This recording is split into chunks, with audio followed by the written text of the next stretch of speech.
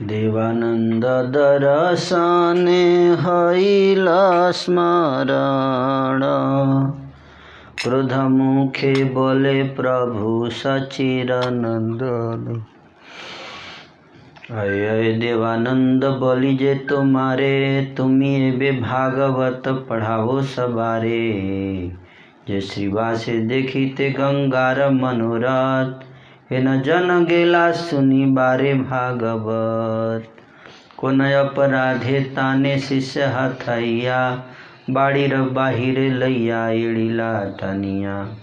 भागवत सुनीते जे कादे कृष्ण रसे, टानिया फैलीते की तहार जोग्य आईसे। बुझिलाम तुमी से पढ़ाओ भागवत, कौन जन में ना जान ग्रंथ अभिमत। परिपूर्ण करिया ये सब जने खाए, तबे वही देशे गिया से संतोष पाए। प्रेममय भागवत पढ़ाइया तुमी, तत सुख ना पाइला कहिला मियामी। यदि देवानंद पंडित में थोड़ी सी भी भागवत से उन्मुखता रही होती तो वे निश्चित रूप से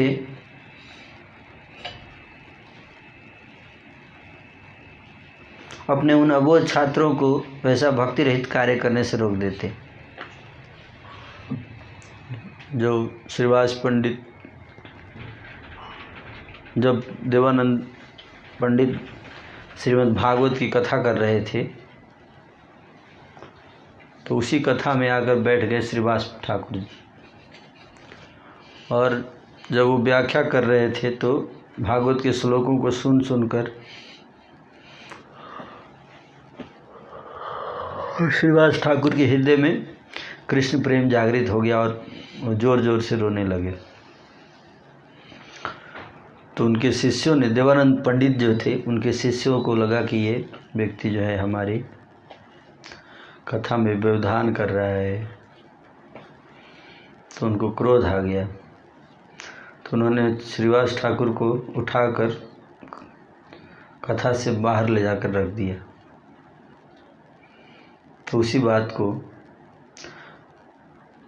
तो देवानंद पंडित जी की जिम्मेदारी बनती थी कि अपने शिष्यों को रोकना चाहिए था उनको। श्रीवास ठाकुर जैसे महान भक्त को कथा से उठाकर बाहर कर देना, ये बहुत बड़ा अपमान है। और जब शिष्य ऐसा अपमान कर रहे थे तो देवानंद पंडित भी कुछ नहीं बोले, मतलब उनकी भी हामी थी, हाँ तुम लोग ठीक कर रहे हो। तो ये उनकी गलती थी। किसकी? देवानंद पंडित जी की गलती थी, उनको ऐसा नहीं करना चाहिए था। उसी बात को चैतन्य महाप्रभु बता रहे हैं यहाँ।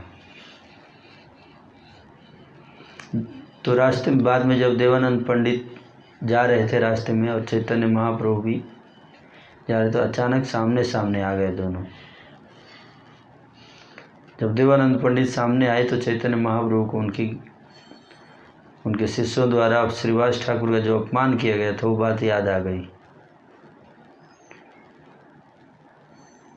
तो चैतन्य महाप्रभु ने देवानंद को देखकर प्रभु सचिनंदन को सब कुछ स्मरण हो आया।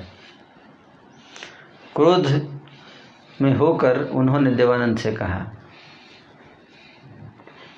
अरे ओ देवानंद, मैं तुम्हें पूछ रहा हूं कि आजकल सभी को भागवत पढ़ाने लगे हो तुम।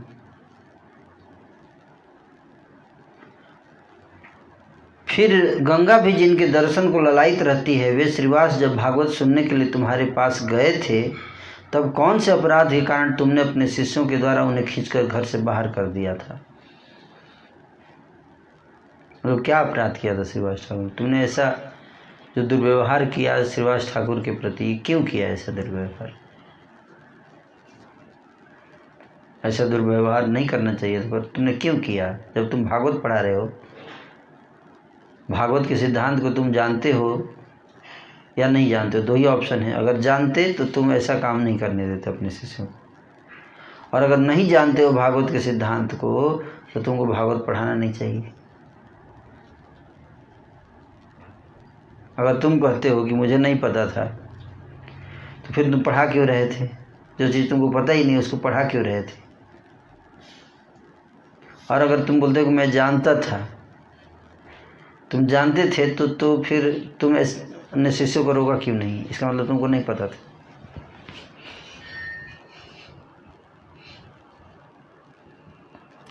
भागवत सुनते सुनते जो कृष्ण रस के आवेश में रोते हैं,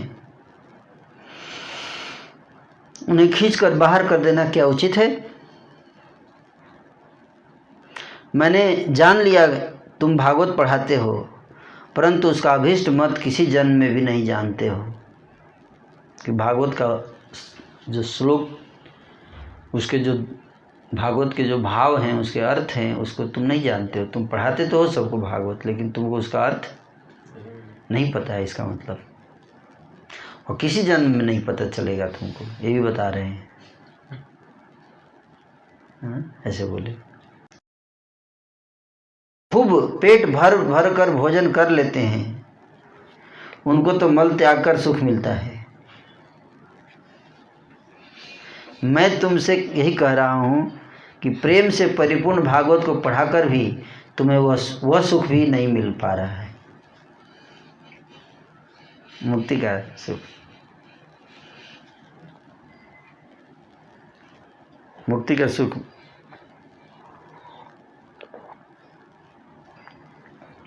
मतलब तुम्हारे जीवन में शांति भी नहीं है ना?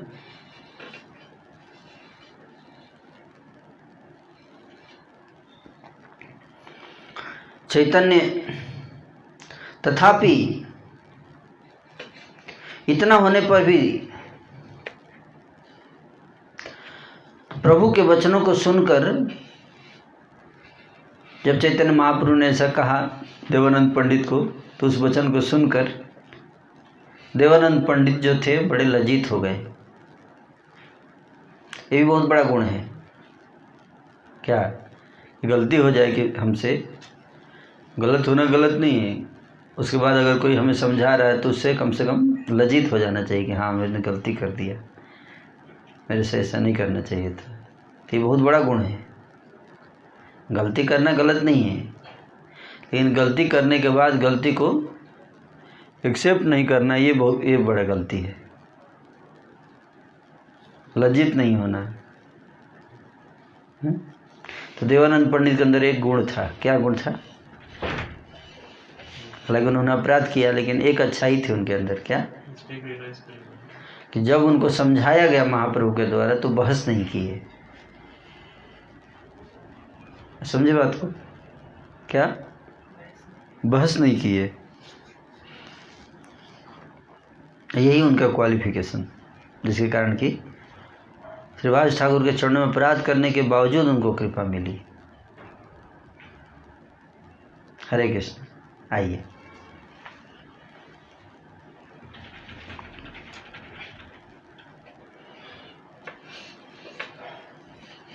बैठिए।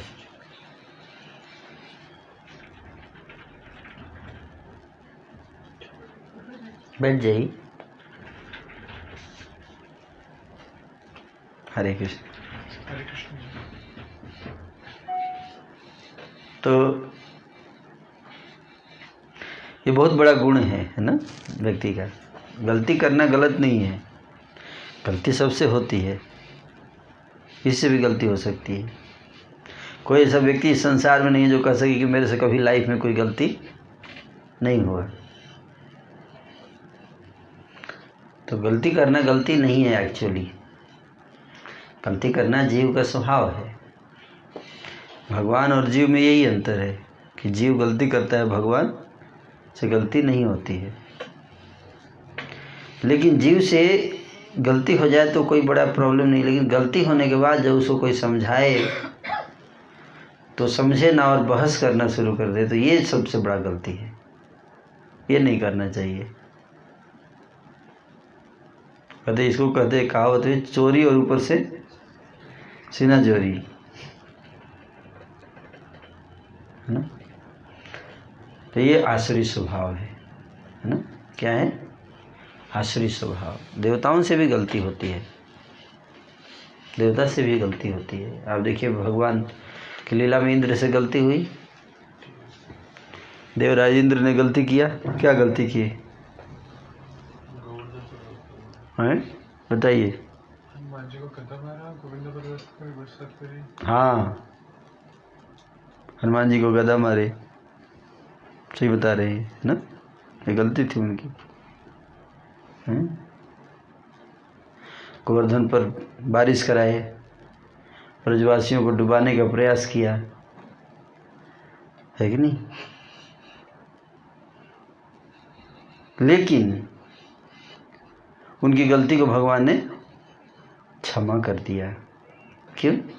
क्योंकि उनको एहसास हुआ कि मुझसे गलती हो गया, और वो आकर भगवान से क्षमा मांगे। लेकिन कंस से भी गलती हुआ था, लेकिन कंस ने क्षमा नहीं मांगा, बल्कि उल्टे भगवान को मारने के लिए नाना प्रकार के उपाय करता था कंस। तो ये आसुरी स्वभाव है ना। उसके पिता ने जब बोला कंस को, जब जला रहा था, पब्लिक को कष्ट दे रहा था, तो उग्रसेन जी ने उसको कहा, मना किया, तो क्या किया? उनको भी कारागार में डाल दिया, पिताजी को ही। जो अच्छा बात समझा रहा है उसी को जेल में डाल दिया। ये असुर है? ये गलती भी करता है, और अगर कोई इसको समझाने का प्रयास करे तो उसको क्या करता है?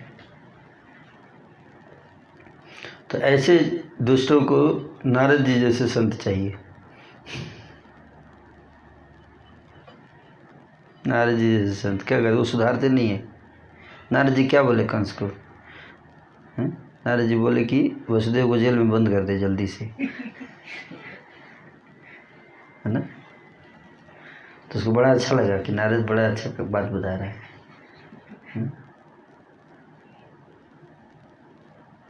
नारद जी जब पहला बच्चा हुआ देवकी का, तो वसुदेव जी उस बच्चे को लेकर कंस के पास गए।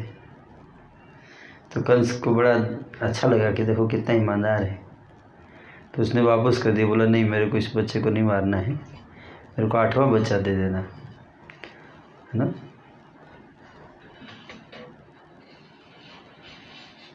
तो जब छोड़, और बहुत खुश हो गया कंस। तो नारद जी आए। नारद जी बोले कंस को कि तुमको बुद्धि नहीं है, वसुदेव के कौन सा पुत्र विष्णु है तुमको पता ही नहीं है, कोई भी हो सकता है, इसलिए इसको छोड़ो मत, खतरा है तुम्हारे ऊपर, है ना। तो फिर से जेल में बंद कर दिया, फिर से जेल में बंद कर दिया वसुदेव जी को। फिर छोड़ दिया था बीच में, जेल से बाहर कर दिया था। लेकिन नारद जी के आगे कहने पर बोला, अच्छा इतना खतरनाक है वसुदेव? नारद बोले, हाँ तुमको पता नहीं है, ये सब देवता है, ये लोग यदुवंश में जन्म लिया है तुमको मारने के लिए। तुम पिछले जन्म में कालनेमी राक्षस थे। कंस पिछले जन्म में कालनेमी राक्षस था ना, भगवान विष्णु ने मारा था उसको। बोले कि वही तुम कालनेमी कंस बने हो, और वही भगवान विष्णु ने सारे देवताओं को बोला है, तो वसुदेव भी देवता है। तो बहुत गुस्सा आया उसने, बोला नारद बड़ा अच्छा आदमी है ना। नारद जी को गुरु मानता था, अपना गुरु मानता था, हमारे गुरु जी हैं, है ना। तो नारद जी बोले कि मैं अभी आ रहा हूँ, स्वर्ग से आ रहा हूँ, वहाँ पे देवताओं की मीटिंग चल रही थी। अच्छा, हाँ, तो देवता लोग तुमको मारने का षड्यंत्र रच रहे हैं। उस मीटिंग का जो खुफिया सूचना मैं तुमको शेयर कर रहा हूँ आकर, क्योंकि तुमसे मैं प्रेम करता हूँ। तो क्या हुआ उस मीटिंग में? बोले क्या हुआ? क्या उल्लू आदमी, तुमको कुछ समझ में आता है? दिमाग से काम कर रहे हैं देवता लोग। ये जितने यदुवंश के हैं सब वसुदेव, तुम क्या समझते हो? हैं? तुम तो अच्छे आदमी हो, देखो अच्छा समझ के छोड़ रहे हो उसको, लेकिन वो अच्छा आदमी नहीं है। सब देवता हैं तुम्हारे खिलाफ षड्यंत्र रचेंगे, और एक भी बच्चे को मत छोड़ना। नारद जी बोले एक भी बच्चे को मत छोड़ना, क्योंकि बाद में 8वां पुत्र होगा, तुम उसको फिर ये 7 तब तक जीवित रहेंगे, सब मिल के तुमको मारेंगे। तुम 7 को छोड़ दोगे, ये सब जो हैं देवता होंगे, और 7 आएंगे अपने 8वें भाई के लिए, लड़ेंगे, तुमको आसानी से नहीं मारने देंगे 8वें को। इसलिए सबको मरवा दो। तो नारद जी ऐसा क्यों किए हैं? जो पाप बढ़ाने के लिए। हाँ, जल्दी से जल्दी इसका घड़ा भर जाए, है ना? तभी भगवान फोड़ेंगे ना।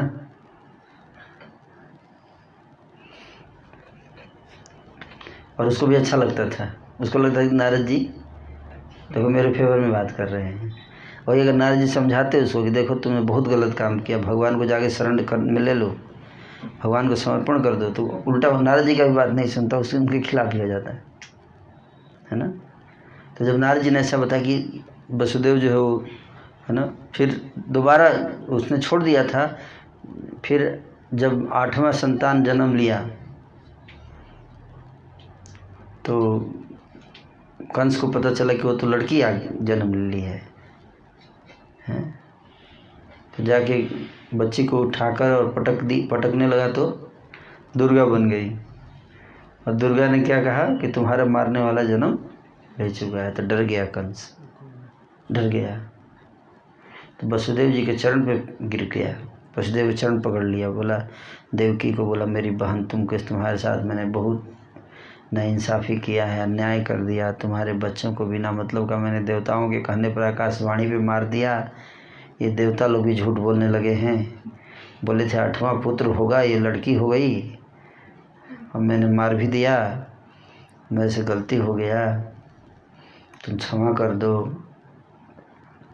फिर छोड़ दिया, जेल से निकाल दिया, अच्छा बंगला दे दिया रहने के लिए, एकदम बढ़िया व्यवस्था करा दिया कंस ने, है ना। सोच रहा था कि दुर्गा जी धमका के गई थी ना, इसलिए डर गया था, है ना। तो बाद में फिर नारद जी आए, पहले तो आए थे, पहले पुत्र के बाद आए थे, फिर 8वां पुत्र जब हो गया उसके बाद फिर नारद जी आए। 3 बार गए नारद जी कंस के पास। तो 8वें छोड़ दिया जब, तो आए तो उसको समझाया कि तुमने क्या, मैंने सुना तुमने वसुदेव को छोड़ दिया। बोला कि हाँ मैंने छोड़ दिया। बोले क्यों छोड़ दिया, क्यों छोड़ दिया, नहीं छोड़ना चाहिए था। तो छोड़ दिया था, दुर्गा के आकाशवाणी के बाद छोड़ दिया था। फिर जब आए नारद जी आए, जब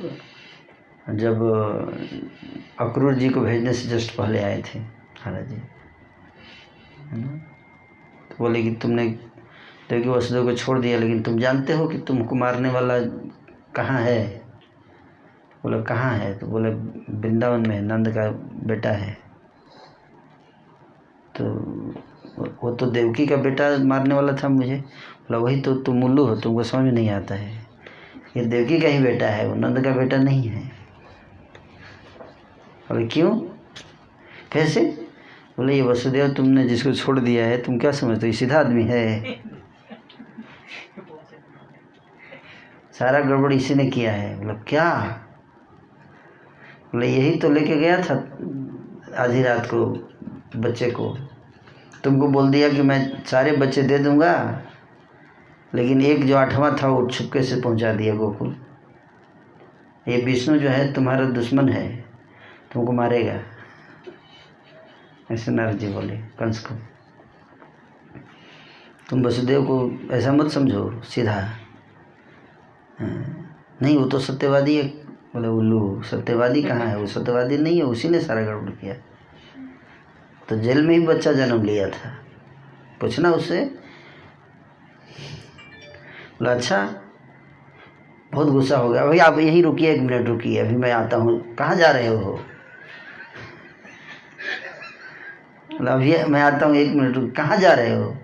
तलवार निकाल के बोला अभी जा रहा हूँ वसुदेव का पहले गला काट के आता हूँ फिर मैं। नारद जी बोले गड़बड़ हो जाएगा ये तो। नारद जी बोले कहीं वसुदेव को मार न दे ये देवकी वसुदेव को। बोले उल्लू कहीं का, तुम्हारा उल्लूपन नहीं जाएगा। तो कंस बोला अब क्या हुआ, आपने ही तो बोला कि वो बदमाश आदमी है। मतलब बदमाश आदमी दिमाग से काम करना है, ऐसे नहीं। बोले क्या दिमाग से, उसको मार के आता हूँ फिर सोचेंगे। नहीं,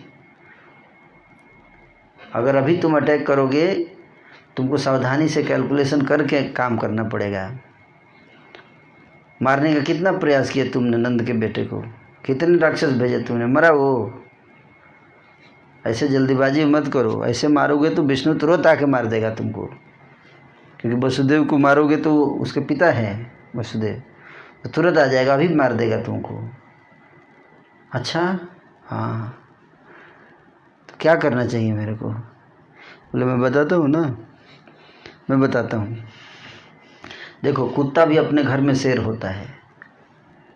तुमको दुश्मनी अभी मत, पहले नंद के बेटे को मारो, उसके बाद फिर वसुदेव को भी मार देना, उसके बाद सबको मारना, लेकिन पहले उसको मारो, मेन आदमी को। बोला कि अच्छा तो क्या करूं मैं, कैसे मारूं? बोला देखो अपने घर में कुत्ता भी शेर होता है, तो उसको इधर बुलाओ,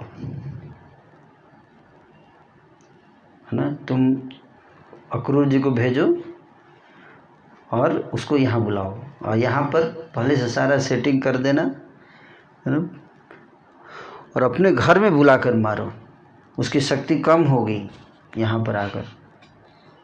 बोला ये तो बहुत बढ़िया आइडिया दिया आपने नारद जी। अरे बाप रे क्या आइडिया दे रहे हैं आप तो। नारद जी बोले तो ये इसलिए तो मैं आया हूँ आइडिया देने, और उधर भगवान कृष्ण से मिल के आए थे।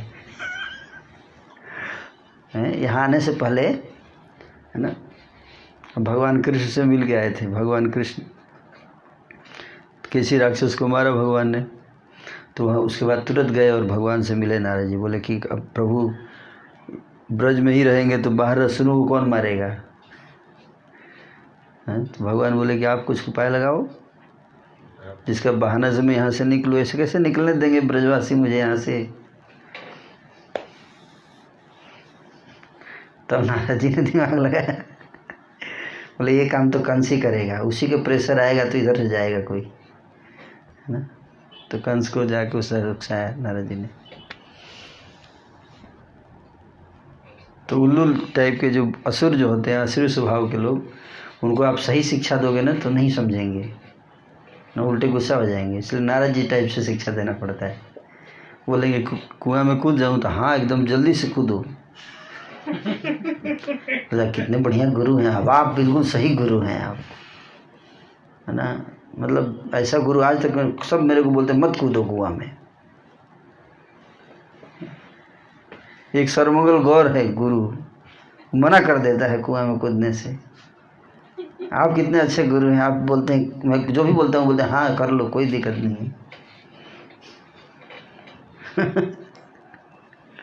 तो ऐसे गुरु के यहाँ जो है बहुत भीड़ हो जाता है ना, लाखों की संख्या में लोग आते हैं। अगर ना जो चाहे वो अलाउ कर दे गुरु, तो बोले बढ़िया गुरु जी हैं भाई। डॉक्टर का ऐसा ही होना चाहिए कि सब खाओ और चिंता मत करो, मैं डॉक्टर हूँ ना तुम्हारे लिए।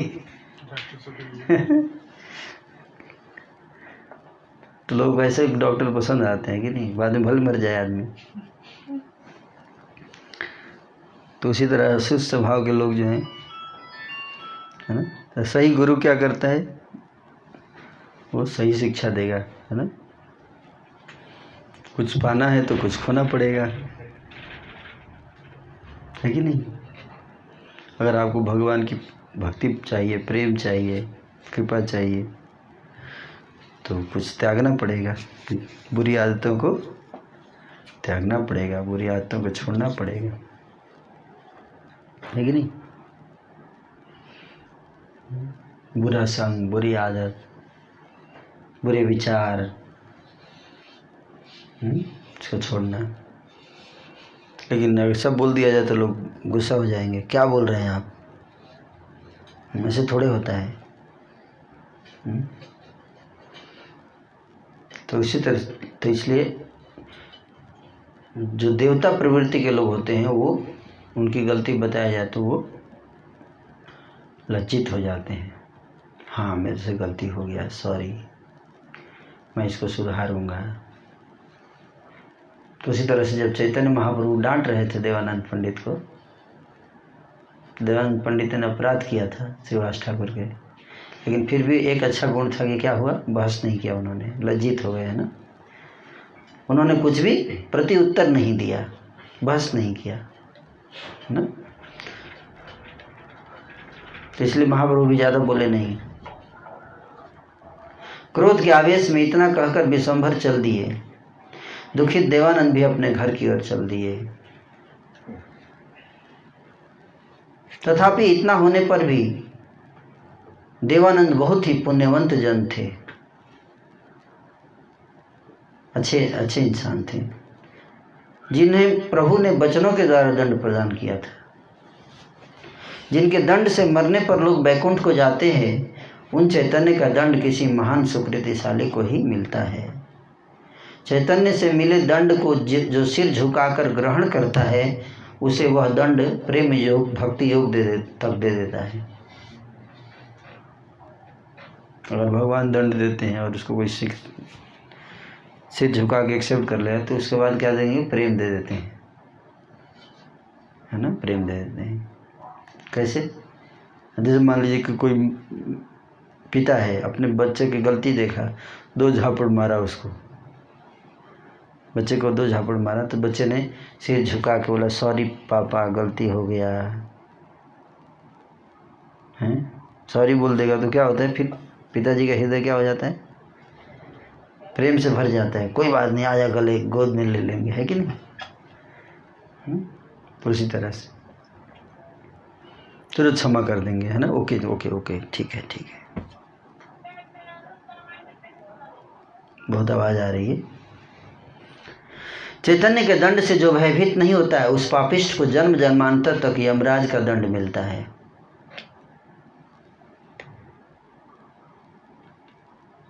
भागवत, तुलसी, गंगा एवं भक्त के रूप में कृष्ण के 4 प्रकार के विग्रह हैं। तो भगवान इस धरती पर 4 रूपों में विराजमान है। एक श्रीमद् भागवत के रूप में, एक तुलसी जी के रूप में, गंगा के रूप में और भक्त के रूप में। 4 रूपों में भगवान पृथ्वी। भगवान, कोई कहता है भगवान के मेरे कहाँ दर्शन होंगे, तो गंगा जी के दर्शन कीजिए तो भगवान के दर्शन के बराबर है। तुलसी जी का दर्शन भगवान के दर्शन के बराबर। जैसे आप जैसे ही घर के बाहर जाएंगे तो आपको सामने क्या दिखेगा, तुलसी महारानी है दरवाजे पर, गेट पर। तो सोचिए कितना बड़ा बात है, साक्षात भगवान का स्वरूप है तुलसी जी। अभी बात अलग है कि हम लोग उस आँख, उस दृष्टि से देखते नहीं हैं उनको, है कि नहीं, है ना। इसलिए हम उसका फायदा उठा नहीं पाते पूरा, है ना। जैसे एक धोबी को एक व्यक्ति ने हीरे का पत्थर दे दिया, हीरा, तो उसने क्या किया, उस हीरे के पत्थर से क्या किया, कपड़ा साफ कर रहा था। तो अगले दिन गया, बोला क्या जो कल पत्थर दिया था आपको पसंद आया? बोले बहुत पसंद आया, बहुत पसंद आया। अच्छा क्या कर रहे हैं आप उससे? क्या कपड़ा धोता है।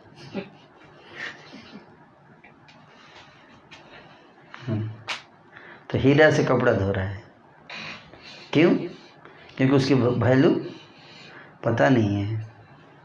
उसी तरह से किसी को बोलते हैं कि तुलसी जी आपके घर में, हाँ है, रोज़ पत्ता से काढ़ा बना बना के पीते हैं, गला ठीक हो जा रहा है।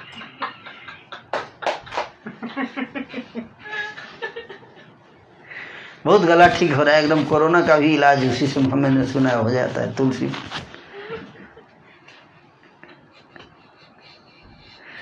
ना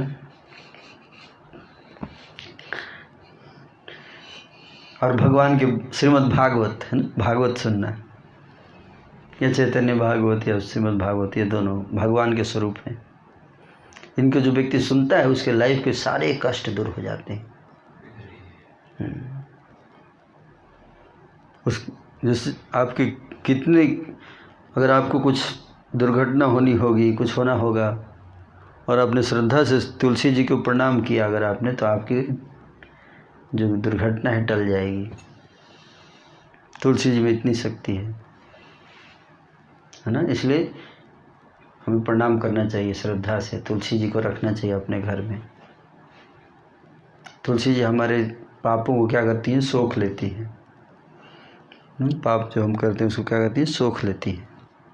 इसलिए कभी कभी आप देखिए तुलसी जी जो सूख जाती हैं, सूखने का मेन कारण क्या होता है, हमारे पापों को सोख रही है, इसलिए वो सूख रही हैं।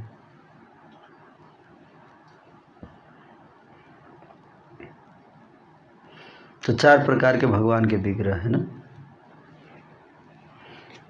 प्राण प्रतिष्ठा करने पर श्रीमूर्ति पूजनीय हो जाती है। भगवान की मूर्ति तो प्राण प्रतिष्ठा करने के बाद पूजनीय होती है कि नहीं। लेकिन ये 4 चीज प्राण प्रतिष्ठा करने की जरूरत नहीं है। तुलसी जी प्राण प्रतिष्ठा करने की जरूरत नहीं है। जहाँ तुलसी है अपने आप में वो भगवान का स्वरूप है।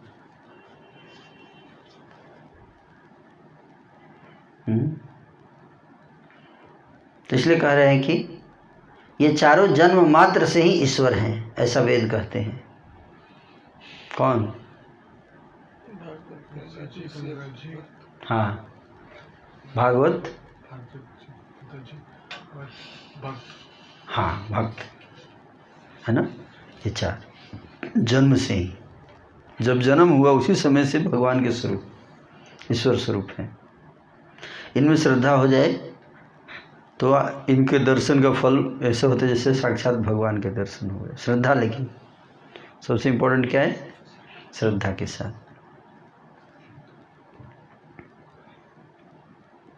श्रद्धा महत्वपूर्ण चीज है।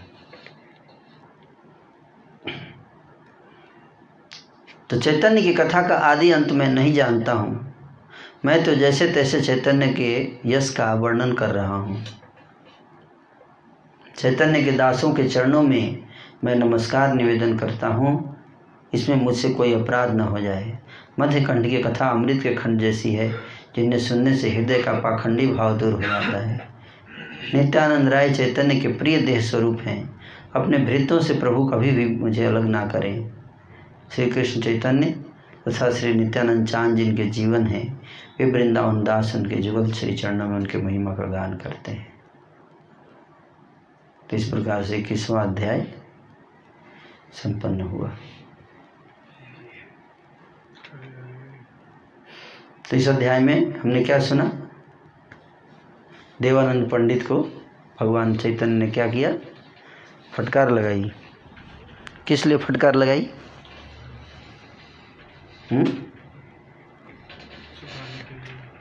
क्योंकि श्रीवास ठाकुर को क्या किया उन्होंने, अपमान किया उनके शिष्यों ने, और उन्होंने रोका नहीं। तो ये गलती थी किसकी? देवानंद पंडित जी की ये गलती थी। अब हम लोग 22वां अध्याय शुरू करेंगे। जय जय गौरचंद्र कृपार सागर, जय जय गौरचंद्र कृपार सागर, जय सची जगन्नाथ नंदन सुंदर, जय सची जगन्नाथ नंदन सुंदर, जय जय सची सुत श्री कृष्ण चैतन्य, जय जय सची सुत श्री कृष्ण चैतन्य, कृष्ण नाम दिया प्रभु जगत कैल धन्य, कृष्ण नाम दिया प्रभु जगत कैल धन्य, नमते नवद्वीपे प्रभु विश्वम्भर, नमते नवद्वीपे विश्वम्भर बिहारे संहति नित्यानंद गदाधर हरे संगति नित्यानंद गदाधर वाक्य दंड देवानंद पंडितेरे करी वाक्य दंड देवानंद पंडित आइलाय अपन घरे गौरांग श्री हरि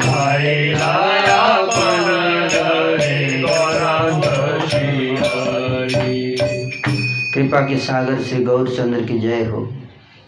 सच्ची एवं जगन्नाथ के नंदन गौर सुंदर की जय हो। सच्ची शुद्ध श्री कृष्ण चैतन्य की जय हो। प्रभु ने कृष्ण नाम देकर जगत को धन्य कर दिया है। इस प्रकार से नित्यानंद और गदाधर के साथ प्रभु विश्वम्भर ने नवद्वीप में विहार किया। देवानंद पंडित को वाक्य दंड प्रदान करके गौरांग श्री हरि अपने घर लौट आए। देवानंद पंडित अपने घर की ओर चल पड़े। दुष्टों के संग दोष से ब्राह्मण को दुख भोगना पड़ा। उसी कारण देवानंद जैसे साधु भी चैतन्य के सम्मुख नहीं ठहर सके। वैष्णव की कृपा से ही विश्वम्भर को प्राप्त किया जा सकता है। भगवान चैतन्य महाप्रभु को अगर प्राप्त करना है तो कैसे प्राप्त करेंगे? वैष्णव की कृपा। भक्ति के बिना जब तब सब अकिंचित कर है। हमारे अंदर भक्ति नहीं है तो कितना भी हम जब तब कर लें, सब क्या है? वो किसी काम का नहीं। भक्ति प्रमुख है। वैष्णव के प्रति जिनका अपराध हुआ है उन पर कृष्ण कृपा होने पर भी उन्हें प्रेम नहीं मिलता है। यह मैं नहीं कहता, यह वेदों का वचन है और साक्षात रूप से सच्चिनंदन भी ऐसा ही कहते हैं। जिन सची माता के गर्भ में गौरचंद्र का अवतार हुआ है उनका पहले वैष्णव अपराध था। सची माता ने क्या किया था? वैष्णव अपराध। प्रभु ने स्वयं उस अपराध को दूर करवाकर माता को प्रेम प्रदान किया। इसलिए चैतन्य महाप्रभु ने अपनी माता को कृष्ण प्रेम नहीं दिया। क्यों? क्योंकि उन्होंने क्या किया था? वैष्णव अपराध। किसके प्रति? अद्वैताचार्य के प्रति। क्यों अपराध किया था? कि उनके बेटे को सन्यासी बना दिया था। विश्वरूप को सन्यासी बनाया तो सची माता ने क्या किया? उनका निंदा किया। किसका? अद्वैताचार्य का। तो मेरे बेटों को इन्होंने क्या किया है? सन्यासी बना दिया। बहुत गलत आदमी है ये। दुर्भावना थी मन में। इसके कारण क्या लग गया? वैष्णव अपराध। तो बाद में जब अद्वैताचार्य के चरण की धूली उन्होंने अपने मस्तक पर धारण किया तो क्या हुआ? अपराध नष्ट हो गया। मतलब भगवान शिक्षा देने के लिए, ऐसा तो सच्ची माता अपराध नहीं कर सकती है, हो ही नहीं सकता। पर भगवान शिक्षा देने के लिए कह रहे हैं कि मतलब कितना सीरियस है ये, वैष्णव अपराध नहीं करना चाहिए, है ना। यह बड़ी अद्भुत कथा है, इसे सावधानी से सुनिए। इसके सुनने से वैष्णव अपराध दूर हो जाता है। इस कथा को सुनने से क्या होगा? वैष्णव अपराध दूर होगा। तो हम सब अगर वैष्णव अपराध किए भी होंगे पहले तो दूर हो जाएगा अगर अभी जो कथा सुनाने वाले सुन लेंगे आप लोग। तो एक दिन महाप्रभु श्री गौरांग सुंदर विष्णु के सिंहासन पर उठकर बैठ गए। भगवान विष्णु के सिंहासन पर बैठ गए। जाकर अपनी शिलामयी मूर्तियों को अपनी गोद में लेते हुए गौरचंद्र आनंद के साथ अपने स्वरूप को प्रकाशित करने लगे। प्रभु कहने लगे, कलयुग में मैं कृष्ण हूँ, मैं नारायण हूँ। मैंने राम के रूप में सागर को बांधा था। मैं क्षीर सागर में सो रहा था। नाड़ा की हुंकार ने मेरी निद्रा भंग कर दी। प्रेम भक्ति का वितरण करने के लिए मेरा प्राकट्य हुआ है। अरे नाड़ा, मांग लो श्रीनिवास, तुम भी मांग। महान प्रकाश को देखकर नित्यानंद राय ने उसी क्षण प्रभु के मस्तक पर छत्र धारण कर लिया।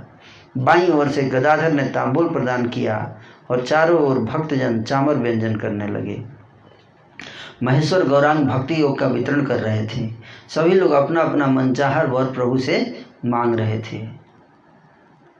ये लीला हो चुकी है पहले, पर दोबारा उसी चीज़ को रिपीट कर रहे हैं, महाप्रकाश लीला, क्योंकि ये लीला छूट गई थी उस समय, तो दोबारा है ना, उसी को याद आया होगा। तो हैं? किसी ने कहा मेरे पिता बहुत ही दुष्ट मति के हैं, यदि उनका चित्त अच्छा हो जाए तो मेरी रक्षा हो जाए। होता है ना कि मान लीजिए कोई भक्ति करता है और फैमिली में कोई दूसरा मेंबर जो होता है वो अपोज करता है, अगेंस्ट करता है ना, ऐसा हो सकता है कि नहीं? तो बड़ा दिक्कत हो जाता है भक्ति करना है ना। वो बोलेगा मत कीजिए, जब भी करेगा तो ऐसा, जब भी माला करने बैठिए जैसे जला के खाक कर देगा, ऐसे खाएगा, देखेगा तो कितना बड़ा अपराध कर रहे हैं आप उसके प्रति माला करके, है ना। ऐसे देखते हैं लोग, है ना। ऐसे गीता लेके बैठ जाइए हम, ऐसे देखते हैं एकदम जैसे जला देगा, एकदम जला के भस्म कर देगा अभी। तो भक्त लोग ऐसे व्यक्ति को दिमाग सुधारने के लिए कई बार भगवान से प्रार्थना, भगवान बोलते हैं मांगो, तो क्या मांग लेते हैं? बोलते हैं प्रभु बाकी सब क्या मांगे, इसे ये दे दीजिए कि उनका बुद्धि ठीक हो जाए। मेरे पिता बहुत ही दुष्टमती हैं, यदि उनका चित्त ठीक हो जाए तो मेरी रक्षा हो जाए, मैं भक्ति कर पाऊँ चैन से वो करके। ये भी बहुत बड़ा वरदान है। तो किसी को अगर फैमिली मेम्बर से दिक्कत है तो चैतन्य महाप्रभु से आप लोग प्रार्थना कर सकते हैं, है ना, क्योंकि प्रार्थना से फैमिली मेम्बर का दिमाग ठीक हो सकता है। वशीकरण मंत्र है। इसी प्रकार किसी ने गुरु के लिए, किसी ने शिष्य के लिए, किसी ने पुत्र के लिए और किसी ने पत्नी के लिए अपनी अपनी रति के अनुसार वर मांगा, है ना।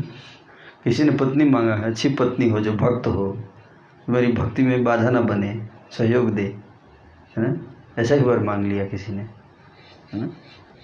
प्रभु विश्वम्भर भक्तों के वचन को सत्य करने वाले हैं। उन्होंने हंसकर सभी को प्रेम भक्ति का वर प्रदान किया। श्रीनिवास महाशय ने कहा, हे प्रभु, हम सब चाहते हैं कि सच्ची माता को भी प्रेम भक्ति का वर मिल जाए। प्रभु बोले, ऐसा मत कहना श्रीनिवास, उन्हें मैं प्रेम भक्ति का विलास प्रदान नहीं करूंगा।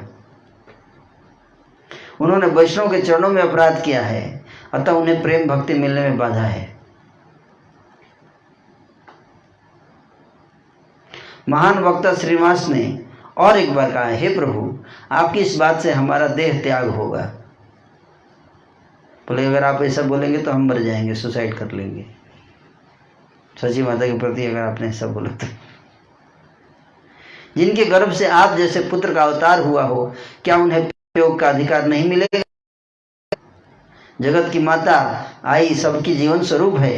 हे प्रभु, कृपया अपनी माया को हटाइए और उन्हें भक्ति प्रदान कीजिए। हे प्रभु, आप जिनके पुत्र हैं वे सबकी जननी हैं। पुत्र के प्रति माता का कैसा अपराध? यदि वैष्णव के प्रति कोई अपराध हुआ है तो उसे खंडित करके उन पर कृपा कीजिए। प्रभु ने कहा, मैं उपदेश कर सकता हूँ। बोले, मैं उपदेश कर सकता हूँ परंतु वैष्णव अपराध का खंडन नहीं कर सकता। वैष्णव अपराध का खंडन, बोले तरीका बता सकता हूँ, लेकिन करना तो आप ही को पड़ेगा, उन्हीं को पड़ेगा जिन्होंने अपराध किया है। उस तरह से गुरु या वैष्णव कोई भी आपके वैष्णव अपराध का खंडन नहीं कर सकता, वो आपको तरीका बता सकता है, लेकिन उस तरीका को फॉलो करना पड़ेगा इंडिविजुअल को, तभी वैष्णव अपराध नष्ट होगा। आप समझे क्या बता रहे हैं? जिस वैष्णव के प्रति, ध्यान से सुनिए, जिस वैष्णव के प्रति जिसका अपराध होता है, केवल उसी वैष्णव के द्वारा क्षमा किए जाने पर ही उस अपराध से मुक्ति मिलती है।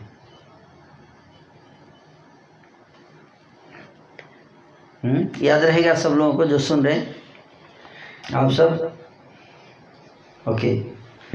जिस वैष्णव के प्रति, एक बार फिर से सुन लीजिए, जिस वैष्णव के प्रति जिसका अपराध हुआ है उसी वैष्णव के द्वारा क्षमा किए जाने पर उस अपराध की समाप्ति होती है। अन्य कोई उपाय नहीं है। दुर्वासा ने अम्बरीश के प्रति अपराध किया था, तुम जानते हो श्रीनिवास, उसका खंडन कैसे हुआ? उनका नाड़ा के अद्वैत के प्रति एक अपराध है। यदि नाड़ा उन्हें क्षमा कर देते हैं तो उन्हें प्रेम भक्ति मिल जाएगी। यदि अद्वैत के चरणों की धूली सची माता अपने सिर पर धारण कर लेती हैं तो मेरी आज्ञा से उन्हें प्रेम भक्ति उपलब्ध हो जाएगी। बहुत आसान भी है, क्या करना है? चरण धूली माथे पर बहुत कठिन है, लेकिन आसान नहीं है, बहुत आसान भी है। धूल कितना भारी होता है, उठाने में ज़्यादा लोड है, सबसे हल्का धूल ही होता है, लेकिन सबसे कठिन है उठाना, है कि नहीं? सही बोल रहा हूँ? यस।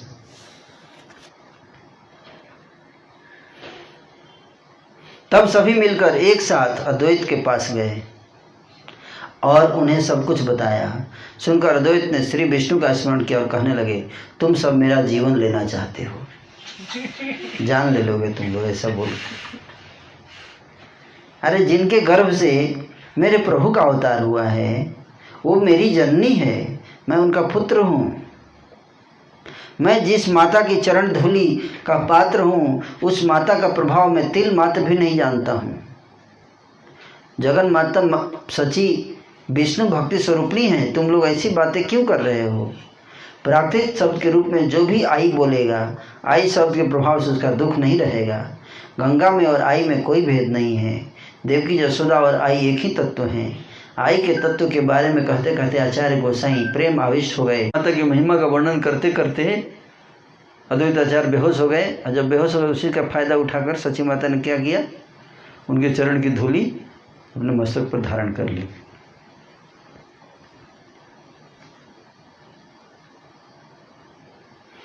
परम वैष्णवी हैं, मूर्तिमती भक्ति हैं। विश्वंभर को गर्भ में धारण करने में जिनकी सेवा शक्ति है, उन्होंने जब आचार्य की चरण धूलि ग्रहण की तब वे बेहोल होकर गिर पड़ी और उनका बाह्य ज्ञान लुप्त हो गया। सभी वैष्णव एक दूसरे के साथ मिलकर जय हरि जय जय हरि जय जय हरि ध्वनि पूर्वक श्री चैतन्य कोलाहल करने लगे। सची माता भी क्या हुई? बेहोश हो गई, मूर्छित। मतलब क्या हुआ? कृष्ण प्रेम मिल गया। चरण धूलि लेने से क्या मिल गया? कृष्ण प्रेम तुरंत मिल गया। महाप्रभु बोले थे, आई के प्रभाव से अद्वैत में बाह्य ज्ञान नहीं रहा और अद्वैत के अनुभव से आई भी बाह्य ज्ञान रहित हो गई। एक दूसरे के प्रभाव से दोनों विफल हो गए और वैष्णव मंडली हरि हरि की ध्वनि करने लगी।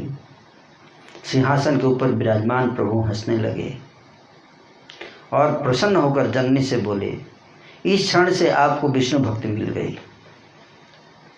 बोले अब आपको विष्णु भक्ति मिल गई। अद्वैत के प्रति अब आपका और कोई अपराध नहीं है। तो देखिए, चरण धूलि लेने से अपराध नष्ट होता है ना। श्रीमुख से अनुग्रह रूप वचनों को सुनकर सभी जय जय हरि की ध्वनि करने लगे। शिक्षा गुरु भगवान ने जननी को उपलक्ष्य करके सबको वैष्णव अपराध के विषय में सावधान रहने के लिए कहा है। तो जननी तो माता तो माध्यम है, उसके माध्यम से हम सबको क्या कर रहे हैं? अपराध के विषय में सावधान कर रहे हैं श्री चैतन्य महाप्रभु। यदि महादेव शूलपाणी के समान शक्ति संपन्न व्यक्ति भी कोई वैष्णव अपराध की निंदा, कोई वैष्णव की निंदा करता है तो वह विनाश को प्राप्त होगा। यही शास्त्रों का तात्पर्य है।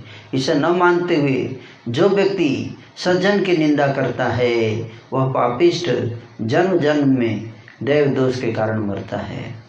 सज्जन की निंदा वैष्णव की जो निंदा करता है वो जन्म जन्मांतर में उसको कष्ट होता है। गौर सुंदर की जननी को भी जब वैष्णव के प्रति अपराधिनी माना गया है तब दूसरों का क्या कहना कि भगवान की माँ को भी इससे डिस्काउंट नहीं है इसमें, तो बाकी लोगों का क्या कहना है? सोचिए, मतलब तो भगवान की माँ को डिस्काउंट नहीं है वैष्णव अपराध के एरिया में, तो बाकी लोगों का, हम लोगों का क्या स्थिति होगा सोचिए।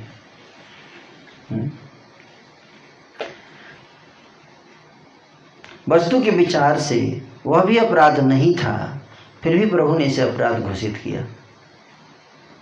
संसार इन्हें अद्वैत नाम से क्यों पुकारता है? किसी कारण से असंतुष्ट होकर आई ने इन्हें द्वैत कहा था। क्या कहा था? द्वैत। द्वैत मतलब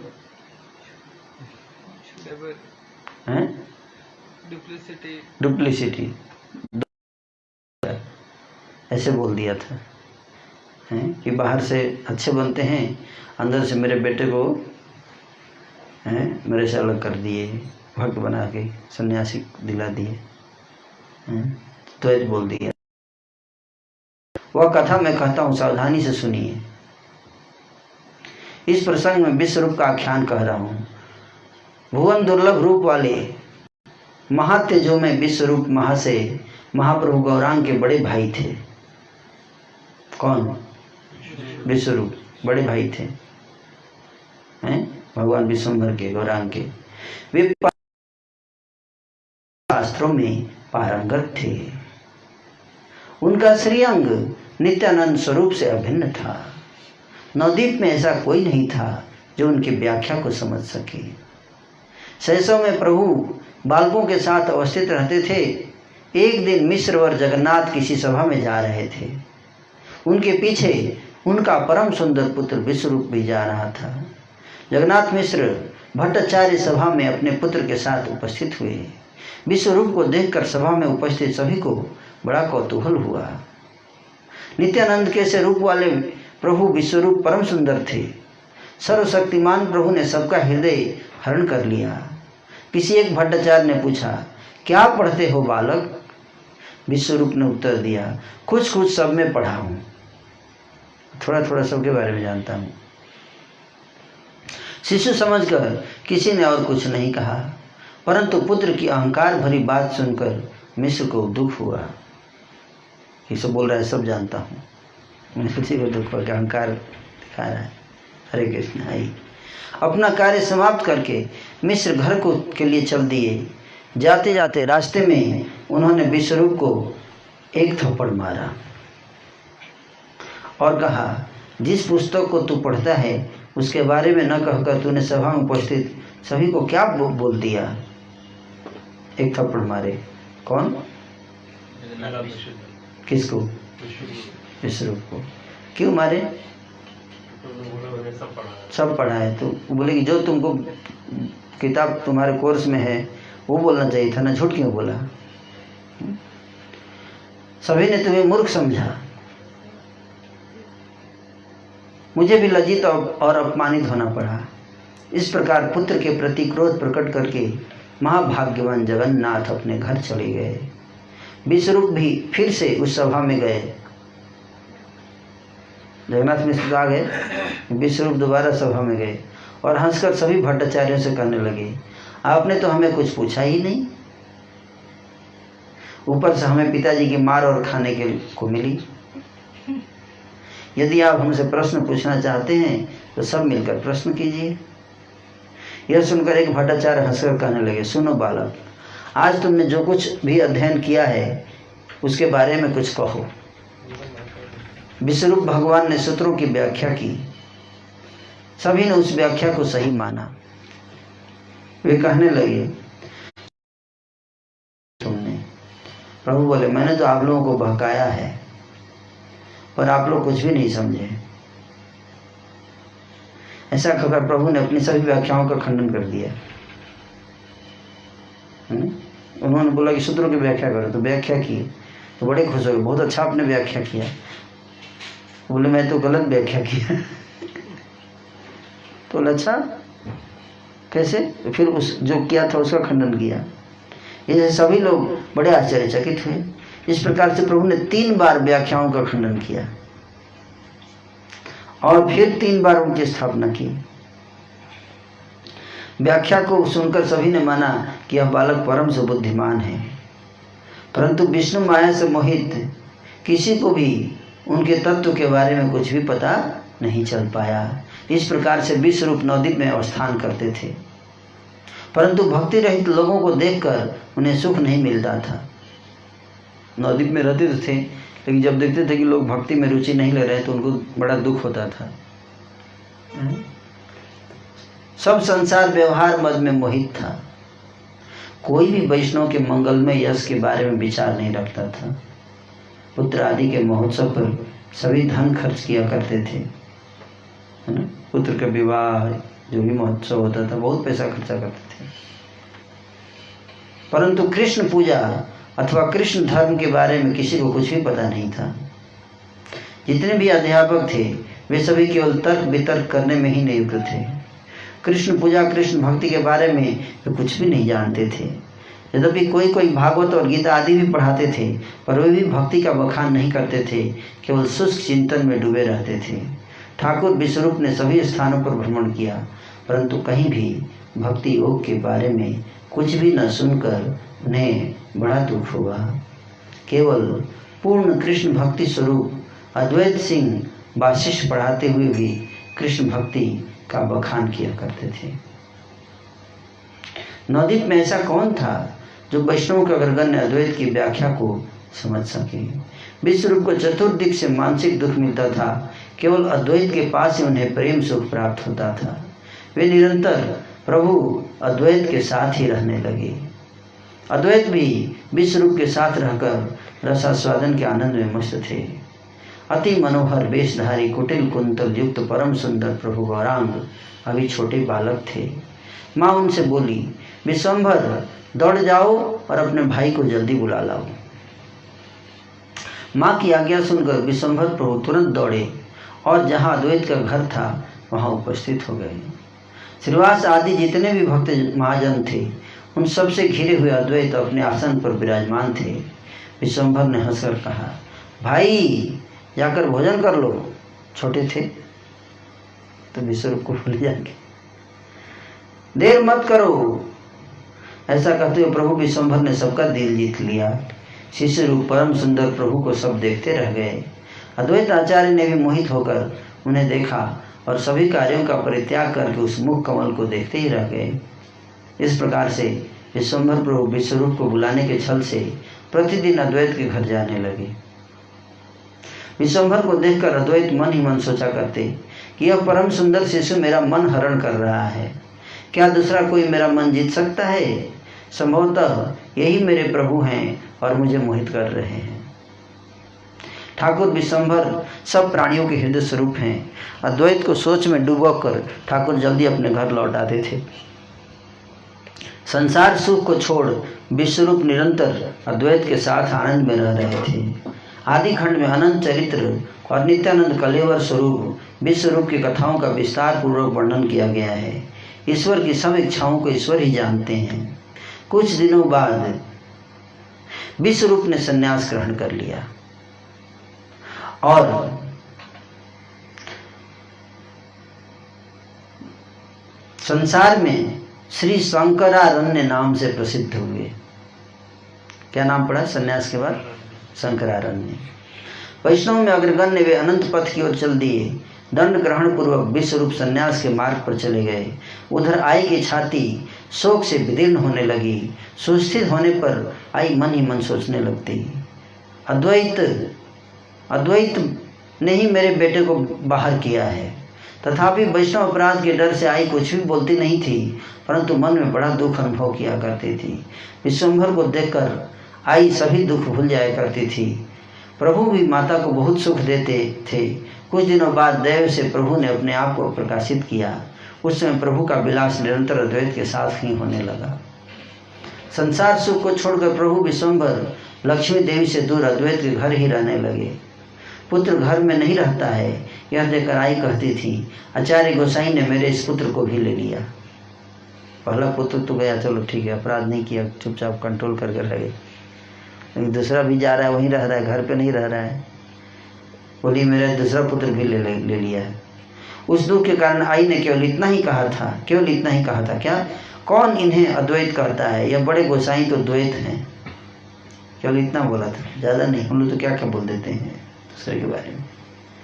सोचिए, चंद्रमा जैसे एक पुत्र को तो उन्होंने बाहर कर ही दिया, अब इस पुत्र को भी स्थिर नहीं रहने देते हैं। मैं अनाथिनी हूँ, मुझ पर किसी की दया नहीं है।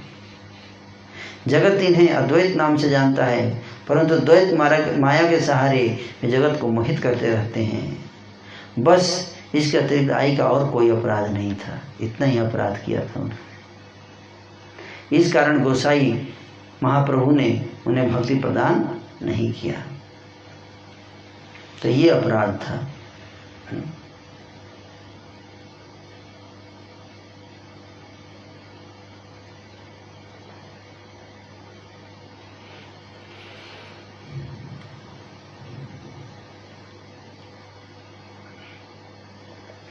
तो हम ब्रेक लेंगे, एक एडवर्टाइजमेंट ब्रेक 5 मिनट का। सर्वमंगल गौरपुर एडवर्टाइजमेंट करेंगे और 5 मिनट के बाद मैं फिर आ रहा हूँ। तो सेकेंड पार्ट कथा का हो गया है ना। ओके, अब एडवर्टाइजमेंट करेंगे। हमारा एडवर्टाइजमेंट क्या है? एडवर्टाइजमेंट ब्रेक अभी ख़त्म नहीं हुआ है। एडवर्टाइजमेंट ब्रेक है हरि नाम, हरे कृष्णा कृष्णा कृष्णा हरे हरे, हरे राम राम राम। और शिवम भी है यहाँ, नाचेंगे अभी, आप नाच सकते हैं, ठीक है ना।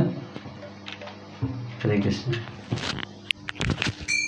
जय श्री चैतन्य जय नित्यानंद, जय जय श्री चैतन्य जय नित्यानंद, जय द्वैत चंद्र जय गौर भक्तवृंद, जय द्वैत चंद्र जय गौर भक्तवृंद, जय जय श्री चैतन्य जय नित्यानंद, जय श्री चैतन्य जय नित्यानंद, जय द्वैत चंद्र जय गौर भक्तवृंद, जय द्वैत चंद्र जय गौर भक्तवृंद।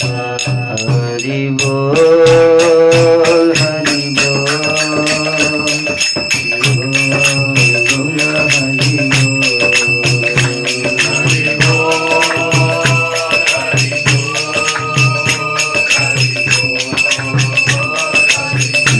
हरि गौर हरि बोल, हरि बोल,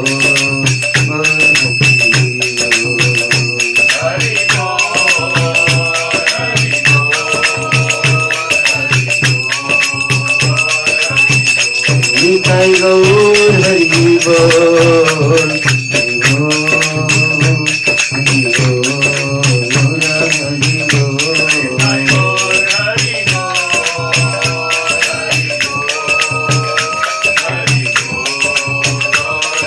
निताई गौर हरि बोल, हरि बोल, हरि बोल, गौर हरि बोल।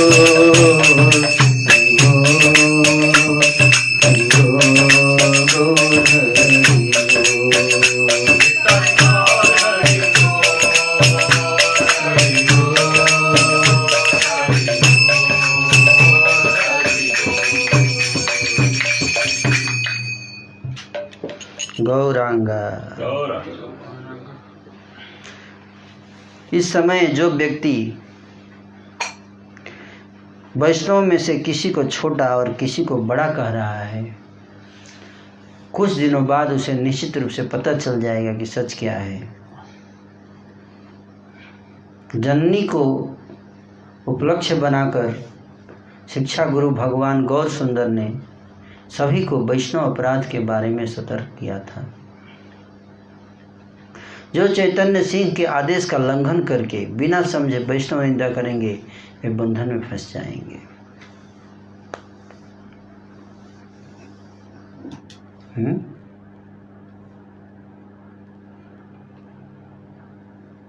कि वैष्णव निंदा नहीं करना चाहिए। जिस कारण श्री गौरचंद्र ने ऐसा कहा है उस कारण के बारे में एकाग्रचित होकर सुनिए कि क्यों महाप्रभु इतना वैष्णव निंदा के बारे में बार बार बोल रहे हैं, इतना जोर देकर बोल रहे हैं। इसका कारण सुनिए। प्रभु श्री सच्चिनंदन त्रिकालज्ञ हैं। त्रिकालज्ञ मतलब तीनों काल जानना, तीन काल, भूतकाल, वर्तमान काल और भविष्य काल, तीनों जानते हैं।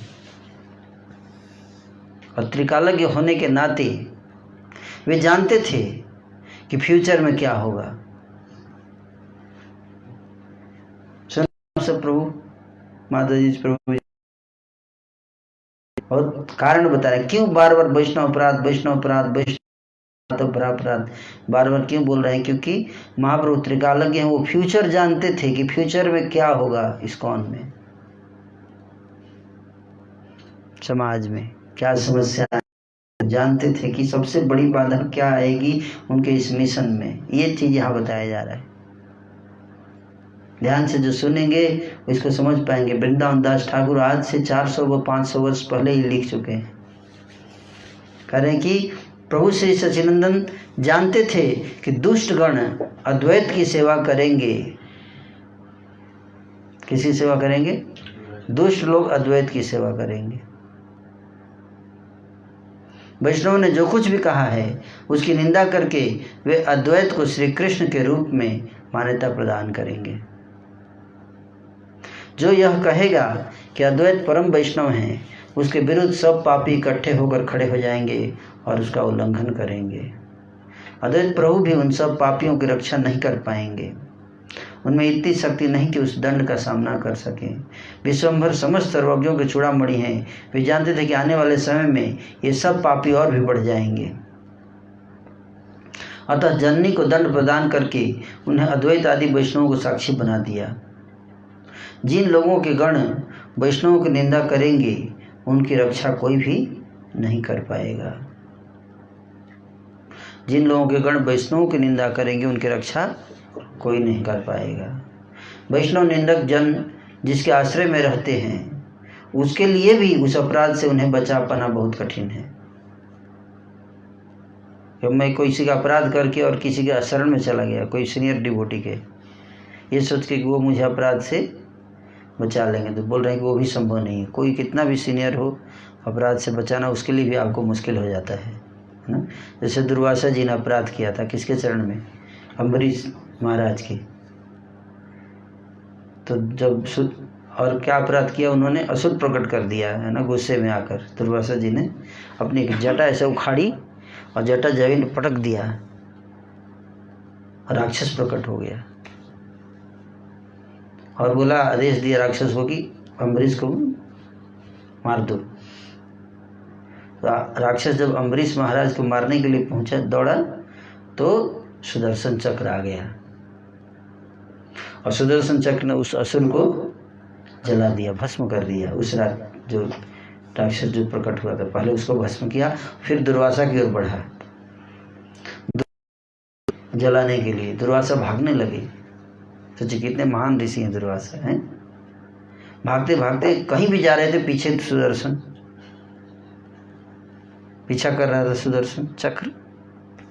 तो ब्रह्मा जी के पास, अपने पिताजी, उनके पिताजी कौन है? ब्रह्मा जी के पास गए। ब्रह्मा जी के पास गए तो ब्रह्मा जी ने बोले, बेटा चला जाए यहाँ से, नहीं तो मैं भी मरूंगा तुम्हारे साथ। सॉरी, कोई हेल्प नहीं कर सकता आपको इस मामले में, आपने वैष्णव अपराध किया है। तो वहाँ से भाग के फिर गए शिव जी के पास। भगवान शिव हैं, शिव जी ने भी बोला, आई एम वेरी सॉरी, मैं क्या कर सकता हूँ, आपने जो गलती किया उसका कोई प्रतिकार नहीं है, कोई उसका उपाय नहीं है मेरे पास, है? आप जल्दी यहाँ से चले जाइए, लेकिन एक उपाय बता सकता हूँ, आप नारायण के पास जाओ, है ना।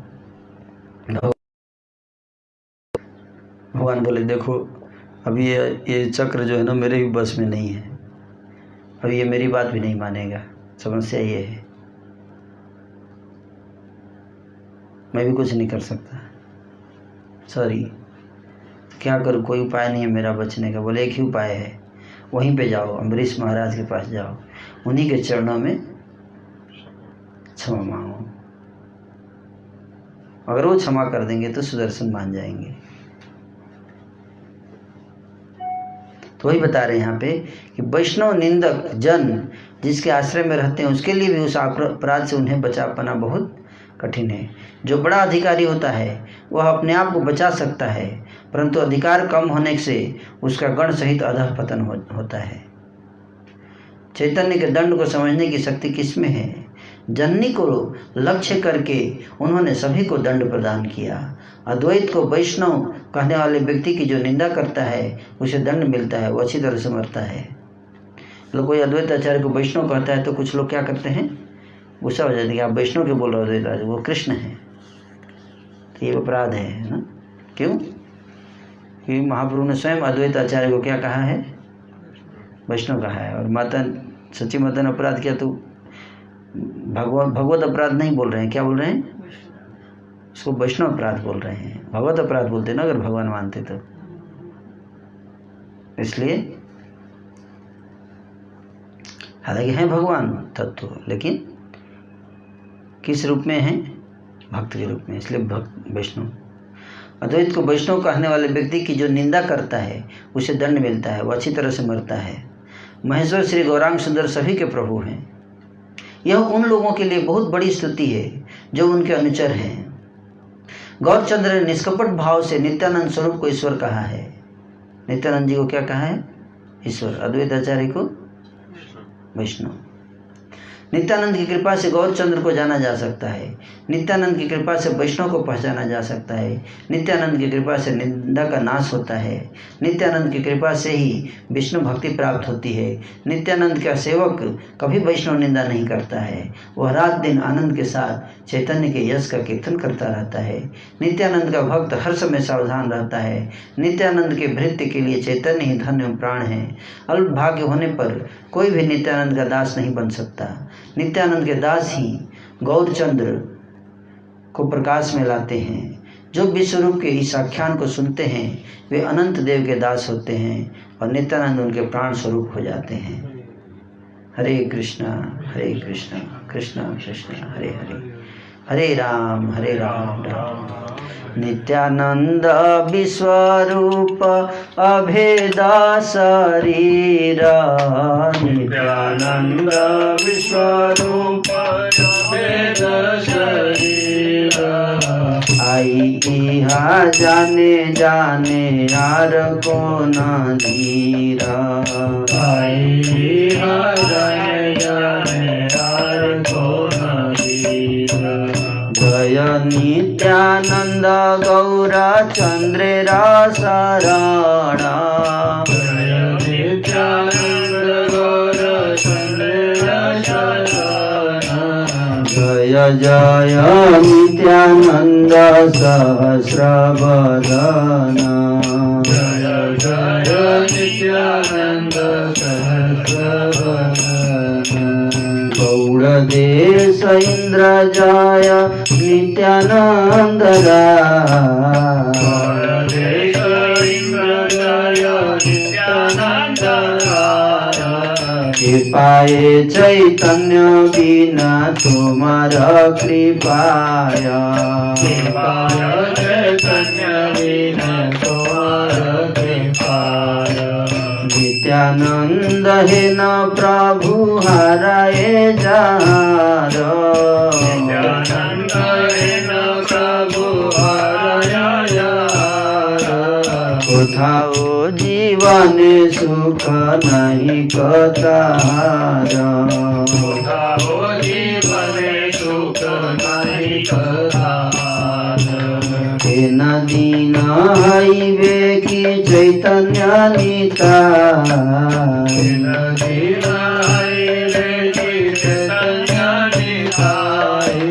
देखिब की पारिषद संगे कठाई।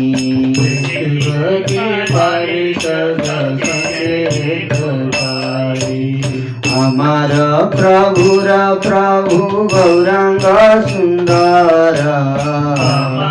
प्रभु गौरांग सुंदर।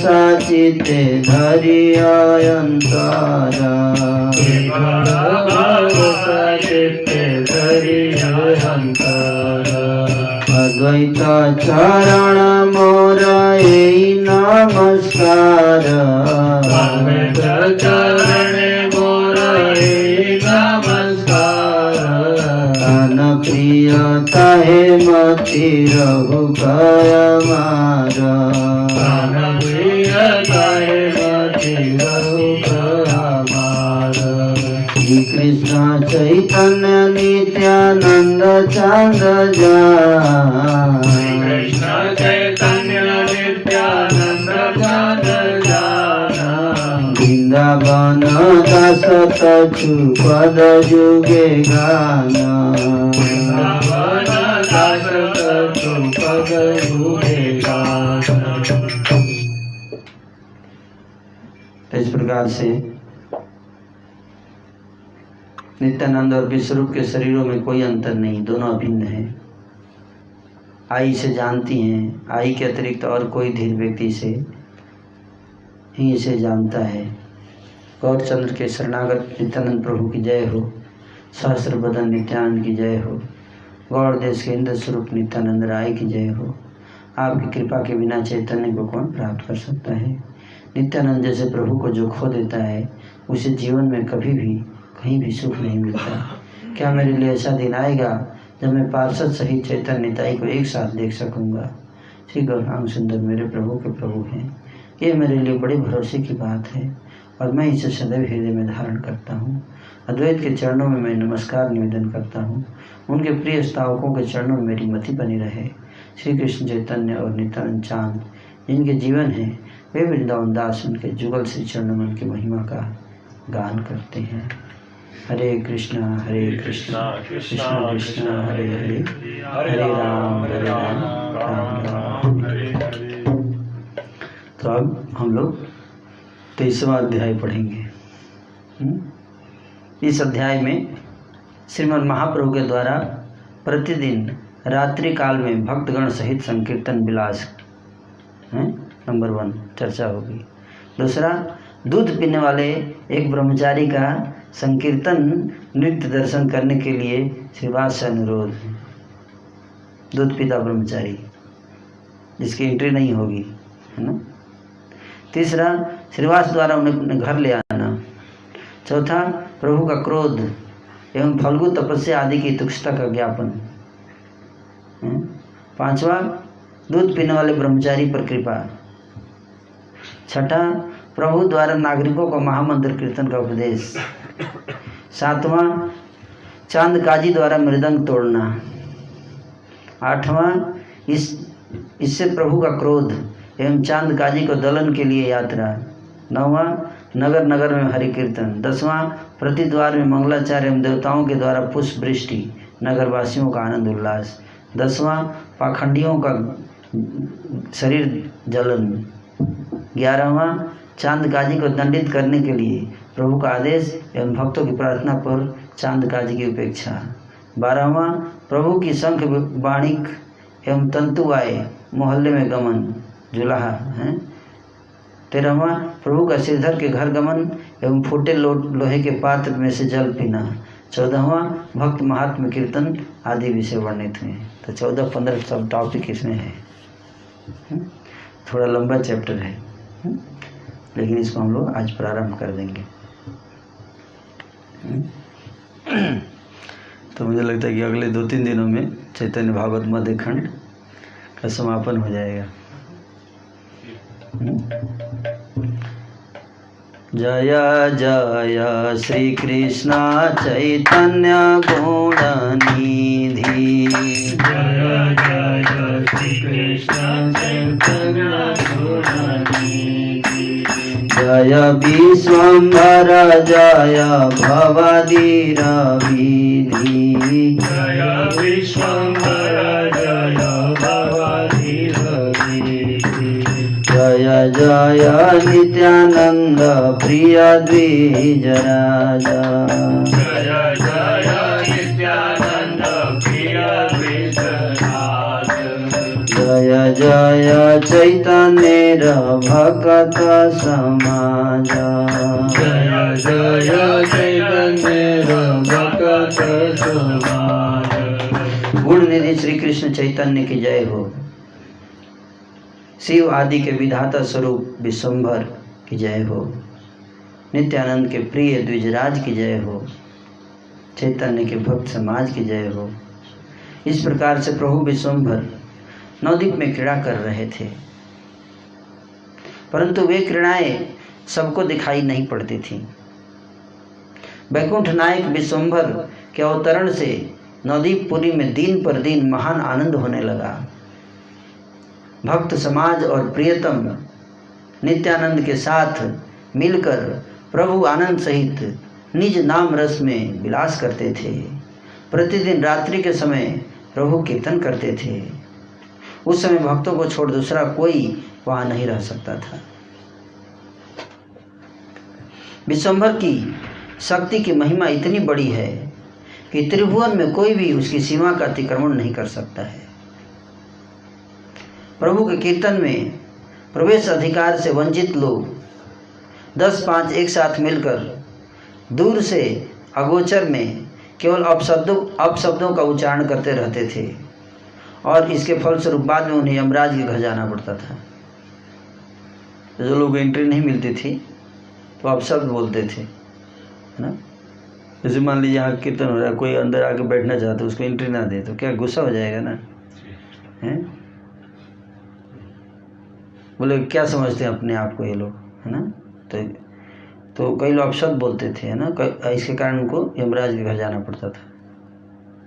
किसी ने कहा कली काल में काहे का वैष्णव, जितने भी दिखाई दे रहे हैं वे सब पेट पालने के लिए ऐसा कर रहे हैं, लोग ऐसे बोलते हैं। किसी ने कहा इन लोगों के हाथ पैर बांधकर जल में फेंक दिया जाए तभी दुख दूर हो सकता है। किसी ने कहा अरे भाई निश्चित रूप से यह जान लो कि निमाई पंडित ने गांव को बर्बाद कर दिया है।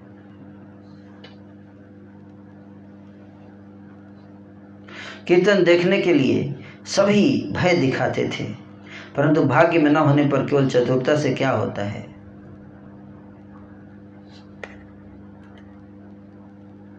संकीर्तन के द्वारा सच्चिदानंद जगत की चित्त वृत्तियों का शोधन किया करते थे। कीर्तन विलास न देख पाने के कारण लोग अनुताप करते थे और हमारा अभाग्य है ऐसा कहकर वे सभी लंबी सांस छोड़ते थे। गुप्त रूप से संकीर्तन देखने के लिए कोई किसी भक्त के निकट अनुरोध भी करते थे, किंतु सभी दास जानते थे कि प्रभु सर्वज्ञ हैं, इस भय से कोई किसी को वहां नहीं ले आता था। कई लोग भक्तों को पकड़ते थे कि थोड़ा एंट्री करा दीजिए साइड से, VIP एंट्री। लेकिन सब जानते थे कि भगवान डर, सब जान जाते हैं, छुप के नहीं चलेगा। एक निर्दोष तपस्वी परम साधु ब्रह्मचारी नवद्वीप में रहता था। निर्दोष था, कोई इसमें दोष नहीं था, तपस्वी था, तपस्या में लगा रहता था और परम साधु था, ब्रह्मचारी व्रत का पालन करता था। वह केवल दूध पीता था, दूध पी के रहता था और कुछ खाता नहीं था, केवल दूध। सोचिए कितना प्योर होगा, है ना। अन्न आदि का भोजन कभी नहीं करता था। वह ब्राह्मण प्रभु का कीर्तन देखना चाहता था। द्वार बंद करके प्रभु कीर्तन करते थे। भक्तों को छोड़ और दूसरा कोई वहां प्रवेश नहीं कर सकता था। वे ब्राह्मण ब्रह्मचारी नृत्य देखने के लिए रोज श्रीवास से अनुरोध किया करते थे, यदि तुम किसी दिन कृपा करके मुझे अपने घर ले चलो तो पंडित जी का नृत्य देखने को मिल जाए, ऐसा रिक्वेस्ट करते थे। इससे मेरे नेत्र सफल हो जाएंगे और मैं भी कृतार्थ हो जाऊंगा। इस प्रकार से ब्राह्मण प्रतिदिन प्रार्थना करता था। एक दिन श्रीवास ने कहा, मैं तुम्हें जन्म से जानता हूं, तुम बहुत अच्छे आदमी हो। ब्रह्मचारी बनकर केवल फलाहार करके तुमने दिन बिताए हैं। मैं जानता हूँ तुम ब्रह्मचारी हो, केवल फलाहार करते हो, तुम्हारे अंदर कोई दुर्भावना नहीं है, तुम्हें देखने का अधिकार है। परंतु प्रभु की आज्ञा के बिना वहां कोई नहीं जा सकता, तुम छिप कर बैठ जाना। क्या बोले? छिप के बैठ जाना। ऐसा कहकर श्रीवास ब्राह्मण को घर ले आए। वहां जाकर ब्राह्मण एक स्थान पर छिप कर बैठ गए। महाभाग्यशाली भक्तों के द्वारा चारों ओर से घिरे हुए चतुर्दश भुवनों के नाथ भगवान विश्वम्भर उनके साथ मिलकर नृत्य कर रहे थे।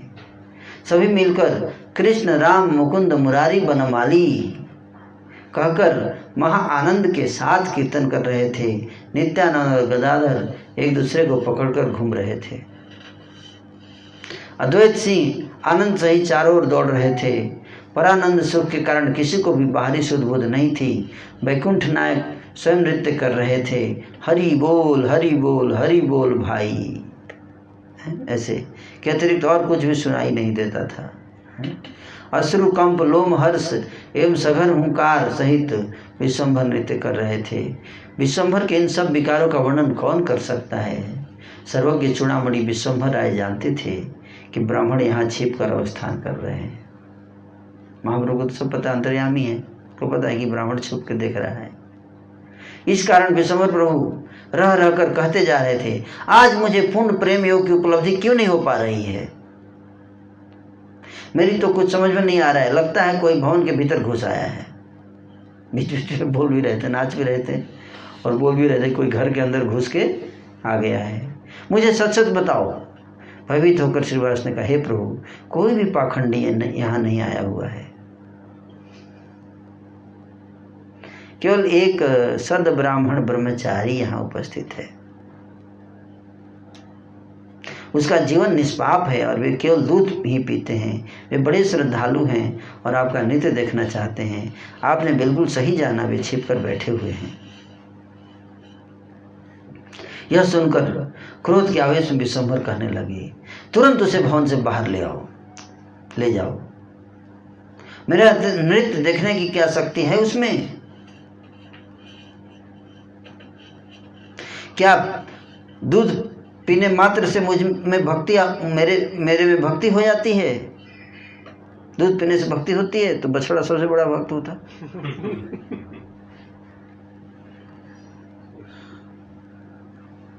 दोनों भुजाओं को ऊपर उठाकर अंगुली दिखाते हुए प्रभु बोले, पयःपान मात्र से मुझे कभी कोई प्राप्त नहीं कर सकता। चंडाल भी यदि मेरी शरण में आता है तो वह मेरा है और मैं उसका हूँ। यह मैं बिल्कुल सच कह रहा हूँ। शरण में आना पड़ेगा, लेकिन मेन पॉइंट ये है, दूध पीने से भी अगर शरण में नहीं आया तो नाच देखने का अधिकार नहीं है। कितना भी तपस्या कर लीजिए। सन्यासी भी यदि मेरी शरण नहीं लेता है तो वह मेरा नहीं है। यह बिल्कुल सच है। गजेंद्र, बानर और गोपों ने क्या तपस्या किया था, जरा बताओ तो सही। फिर उन्होंने मुझे कैसे प्राप्त किया था। असुर भी तपस्या करता है, उसे क्या मैं मिलता हूँ? भगवान बोले, राक्षस भी तपस्या करते। हिरण्यकशिपु ने इतनी तपस्या की, क्या वो मेरे को प्राप्त कर पाया? तपस्या से मैं प्राप्त नहीं होता हूँ। इसने तो कम से कम दूध पीता था, हिरण्यकशिपु तो दूध भी नहीं पीता था, है कि नहीं? तो क्या तपस्या से भगवान को प्राप्त कर लिए? नहीं। सबसे इम्पोर्टेंट क्या है? शरणागति। क्या? शरणागति। शरंग शरणागति हईबे जहार तहार प्रार्थना सुने श्री नंद कुमार। असुर भी मेरे शरणागत हुए बिना पार पाना संभव नहीं है। प्रभु आगे बोले, पयःपान से मैं मिलने वाला नहीं हूँ, देख लेना। यही मैं सब चूर्ण बिचूर्ण कर दूंगा, सब बर्बाद कर दूंगा। भगवान बोले।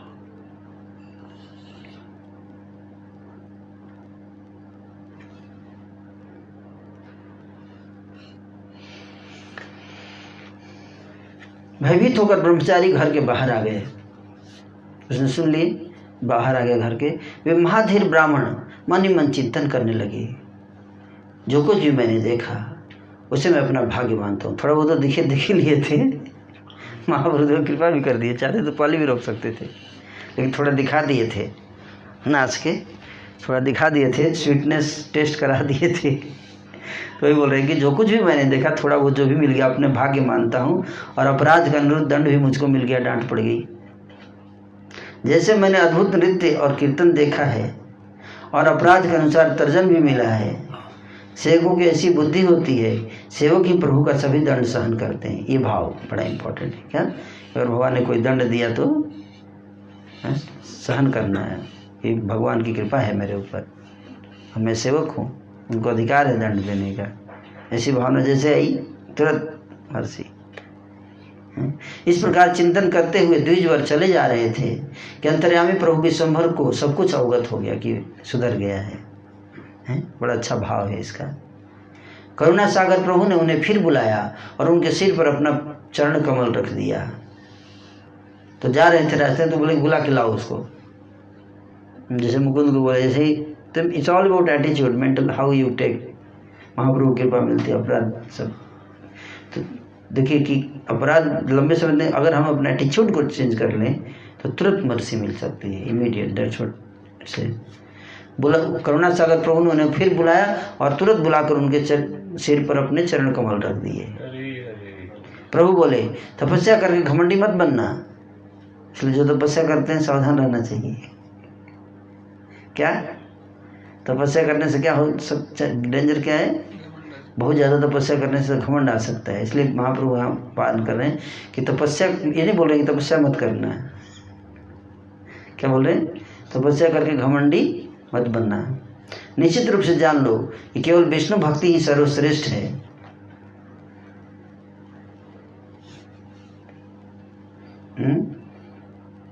नासाम द्विजाति संस्कारो न निवासो गुरावपि न तपो नात्ममीमांसा न शौचम न क्रिया शुभा तथापि ही उत्तम श्लोके कृष्णे जोगे स्वरे भक्ति दृढ़ा न चास्माकं संस्कारादि मतामपि महाकूल प्रसूतोपि सर्वयज्ञेषु दीक्षितः सहस्रशाखाध्यायी च न गुरु स्याद् वैष्णवः आराधितो यदि हरिस्तपसा ततः किं नाराधितो यदि हरि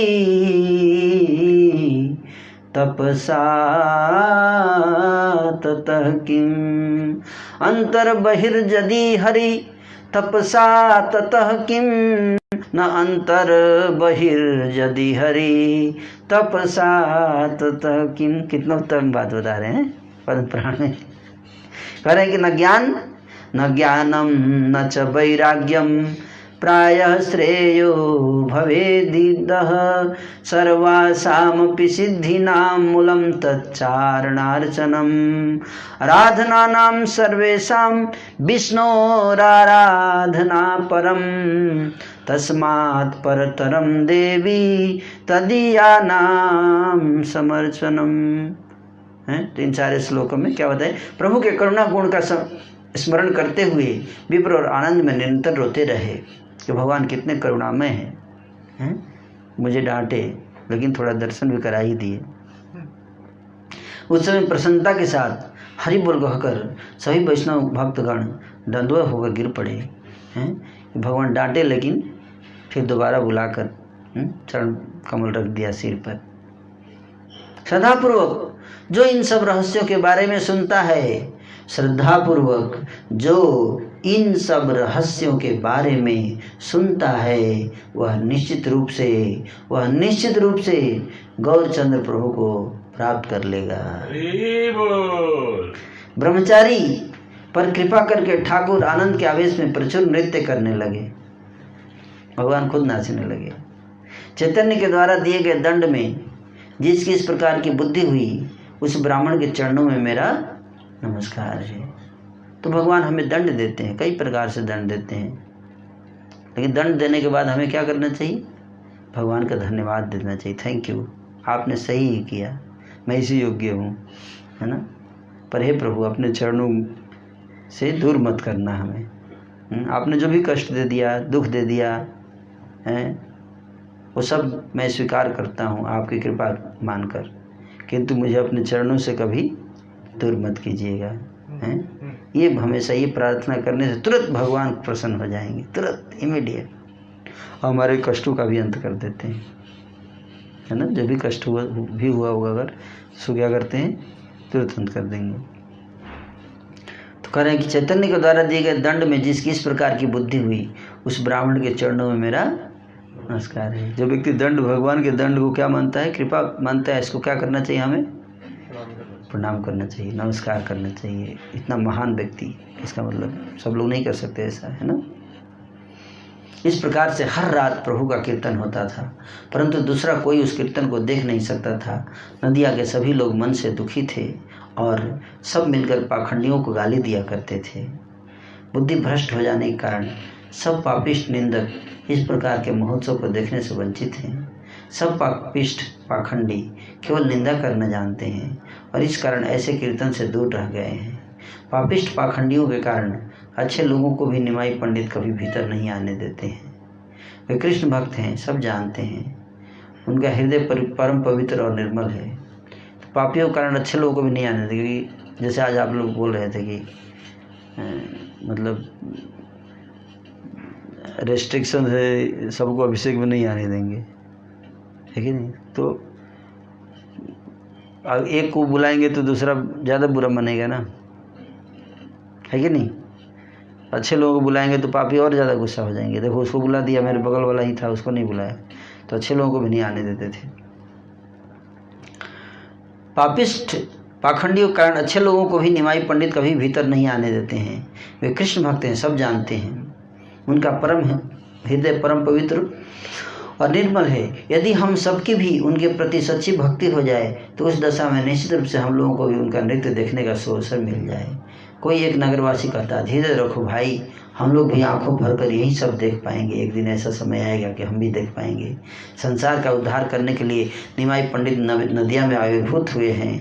हम तुम्हें बताए देते हैं कि एक दिन आएगा जब वे घर घर में, नगर नगर में और द्वार द्वार पर संकीर्तन करेंगे। अभी घर में कर रहे हैं बंद करके, लेकिन एक दिन वो भी आएगा कि नगर संकीर्तन करेंगे, है ना। दिन निकलने पर सब नगरवासी प्रभु के दर्शन करने के लिए गए। किसी के हाथों में नया द्रव्य था, कोई केला, कोई घी, कोई न दही, और कोई हाथों में दिव्य माला लेकर प्रभु के दर्शन कर लिए गए। प्रभु को देखकर सभी लोगों ने उन्हें दंडवत प्रणाम निवेदन किया। प्रभु बोले, सभी की कृष्ण के प्रति भक्ति हो जाए।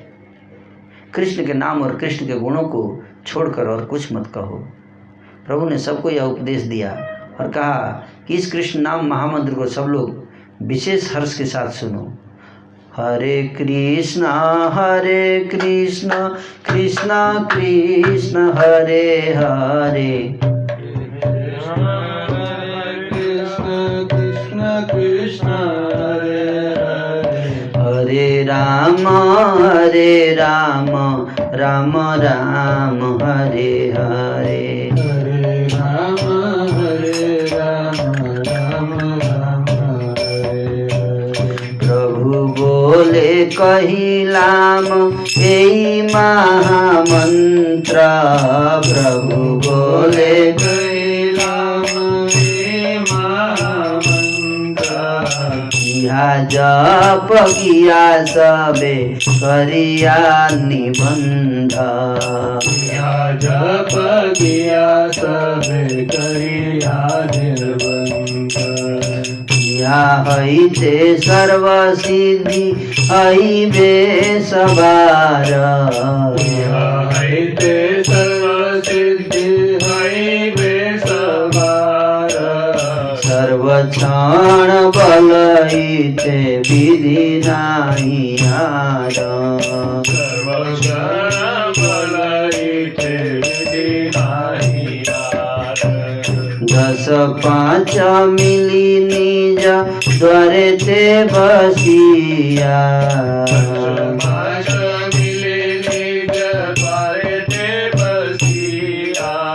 कीर्तन कर सबे हाथे ताली दिया, कीर्तन कर सबे हाथे ताली दिया।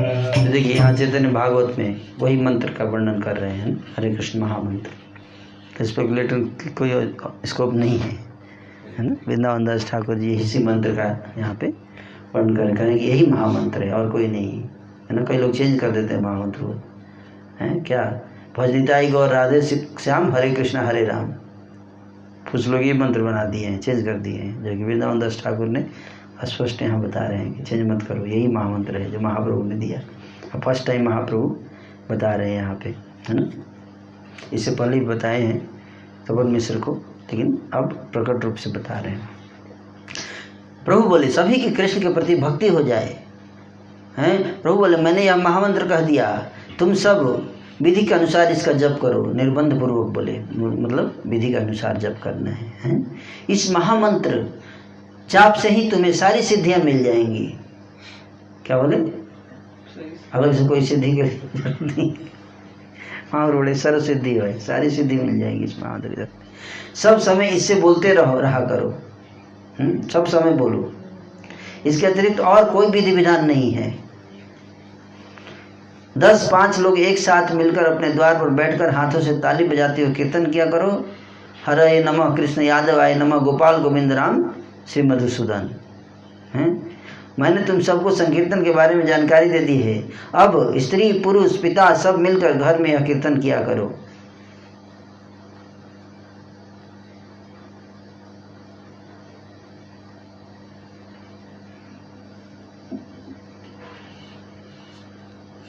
प्रभु के श्रीमुख से मंत्र प्राप्त कर सभी लोग बड़े आनंदित हुए और प्रभु को दंडवत प्रणति निवेदन करके सब अपने अपने घरों को चले गए। तो महाप्रभु ने मतलब ऐसे नहीं बैठा कि दीक्षा और बिल्कुल इस तरह से ऐसे नहीं किया, ऐसे ही बोल दिया सबको, है ना। हम लोग तो विलेज में करते हैं ना शिक्षा से सब, तो लेकिन महाप्रभु ने ऐसे बुलाया, सब मंत्र बांट दिया, ऐसे ही बांट दिया, है ना। और प्रभु को दंडवत प्रणति निवेदन करके सब अपने अपने घर को चले गए और तन मन से प्रभु के चरणों का ध्यान करते हुए सभी निरंतर कृष्ण नाम जपने लगे। संध्या के समय सब मिलकर अपने द्वार पर हाथों से ताली बजा कर कीर्तन करते थे, है ना। कह रहे कि प्रभु मुखे मंत्र पाई सबार उल्लास, प्रभु मुखे मंत्र पाई सबार उल्लास, दंडवत करी सबे चले निजवान, दंडवत करी सबे चले निजवान, निरवधि सबे जपे न कृष्ण नाम, निरवधि सबे जपे न कृष्ण नाम, प्रभुरा चरण काये मन करी ध्यान, प्रभुरा चरण काये मन करी ध्यान। तो यहाँ बताइए निरवधि सबे जपे न कृष्ण नाम। यहाँ कृष्ण नाम जपने की बात हो रही है क्या, जपना है नाम, और फिर अगले में कीर्तन भी होगा, है ना, दोनों। तो दोनों बताया महाप्रभु। कई लोग स्पेकुलेशन करते हैं कि महाप्रभु ने केवल कीर्तन बोला है, जप के लिए कहाँ बोला है। ऐसे भी कई लोग मेरे से मिले हैं, है ना। तो वो तो कीर्तन के लिए संकीर्तन बोले, तार मध्य सरस नाम संकीर्तन, जब कहाँ बोला है महाप्रभु ने, है ना। संध्या हईले आपनार द्वारे सबे मेली, संध्या हईले आपनार द्वारे सबे मेली, कीर्तन करे न सब दिया कर थाली, कीर्तन करिला सबे दिया कर थाली। बोले कि जप करो, हमेशा 24 घंटे जप करो और शाम में कीर्तन करो। एई मत नगरे नगरे संकीर्तन,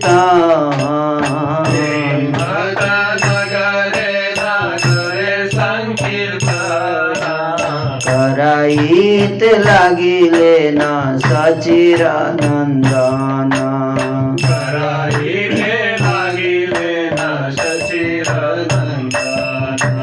सवारे उठिया प्रभु आलिंगन करे, सवारे उठिया प्रभु आलिंगन करे, अपन गला माला देय सब कारे। आपण गलार माला देय सब कारे।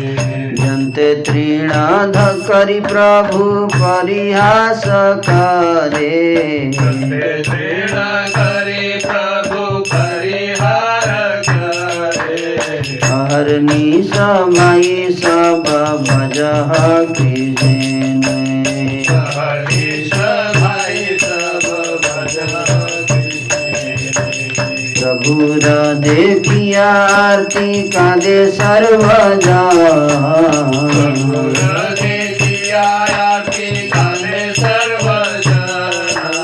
काय मनो अकेलाई लेना कीर्तन।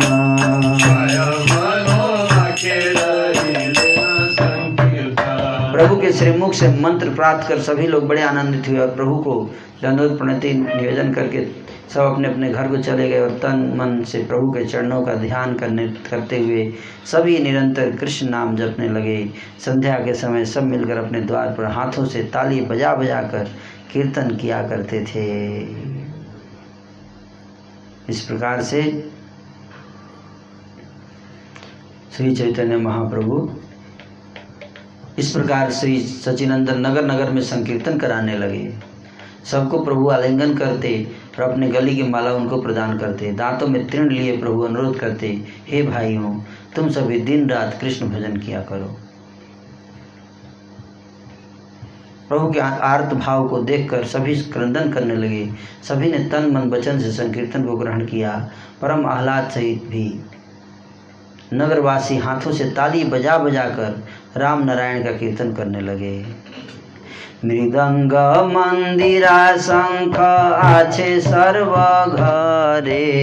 मृदंग मंदिरा शंख आछे सर्व घरे।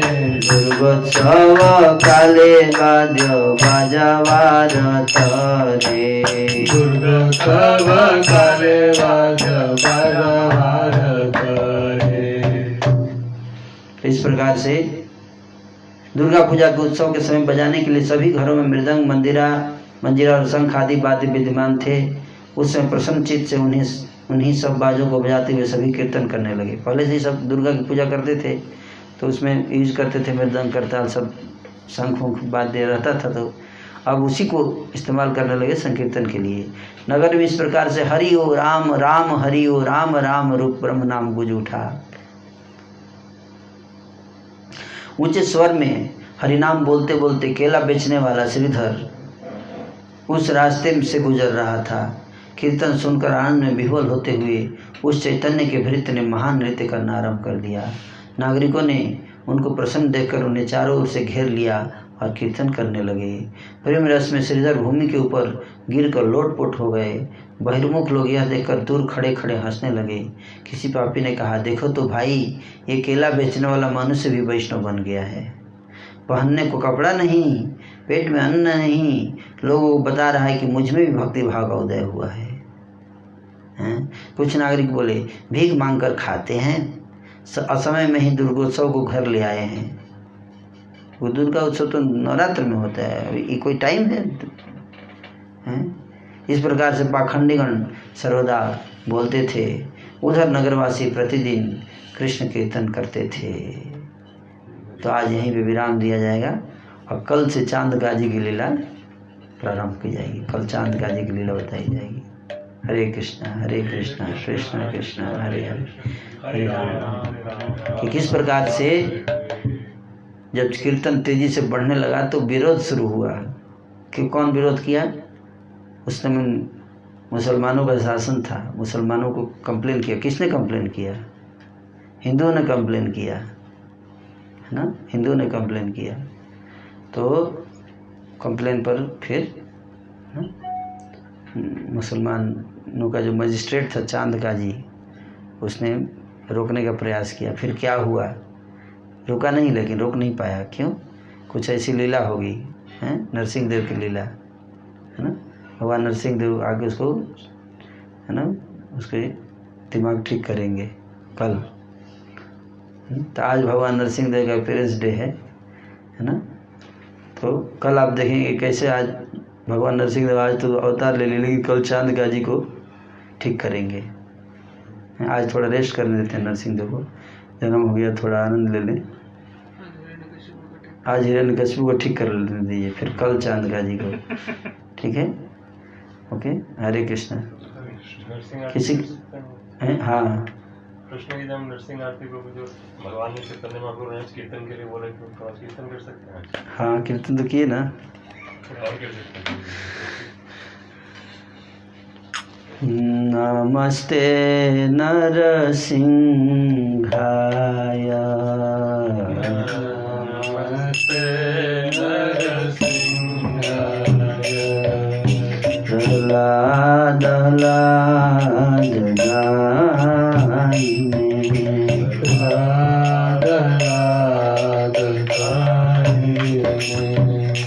हिरण्यकाशीपूर्वक्षः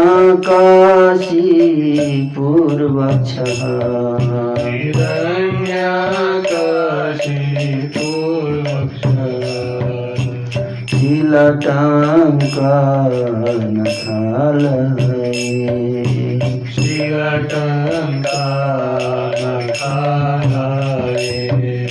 इतो नरसिंह पारतो नृसिंह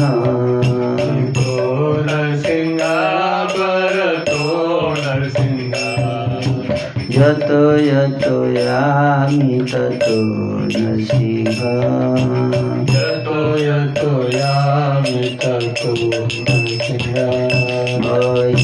नृसिंह हृदय नरसिंह नरसिंह हृदय नरसिंह नरसिंह मणिं शरणं प्रपदे नरसिंह मणिं शरणं प्रपदे तव कर कमल वरे नखमद्भुतसिंहा दलिता हिरण्यकशिपु तनुभृङ्गा केशवधृता नरहरिरूपा जय जगदीश हरे जय जगदीश हरे जय जगदीश हरे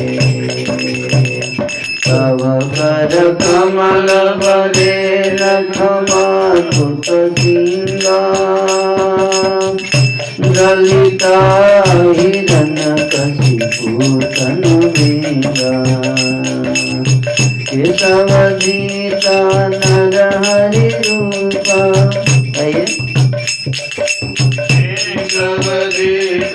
आप लोग का टर्न है ना। जय जगदीश हरे जय जगदीश हरे जय जगदीश हरे नरसिंह देव नरसिंह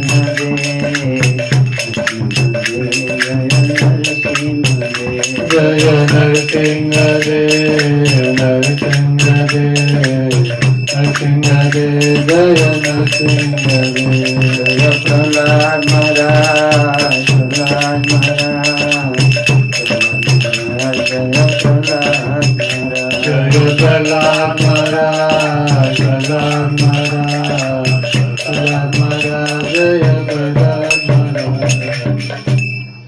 हरे कृष्ण। आज की कथा यहीं पे समाप्त करते हैं। हरे कृष्ण।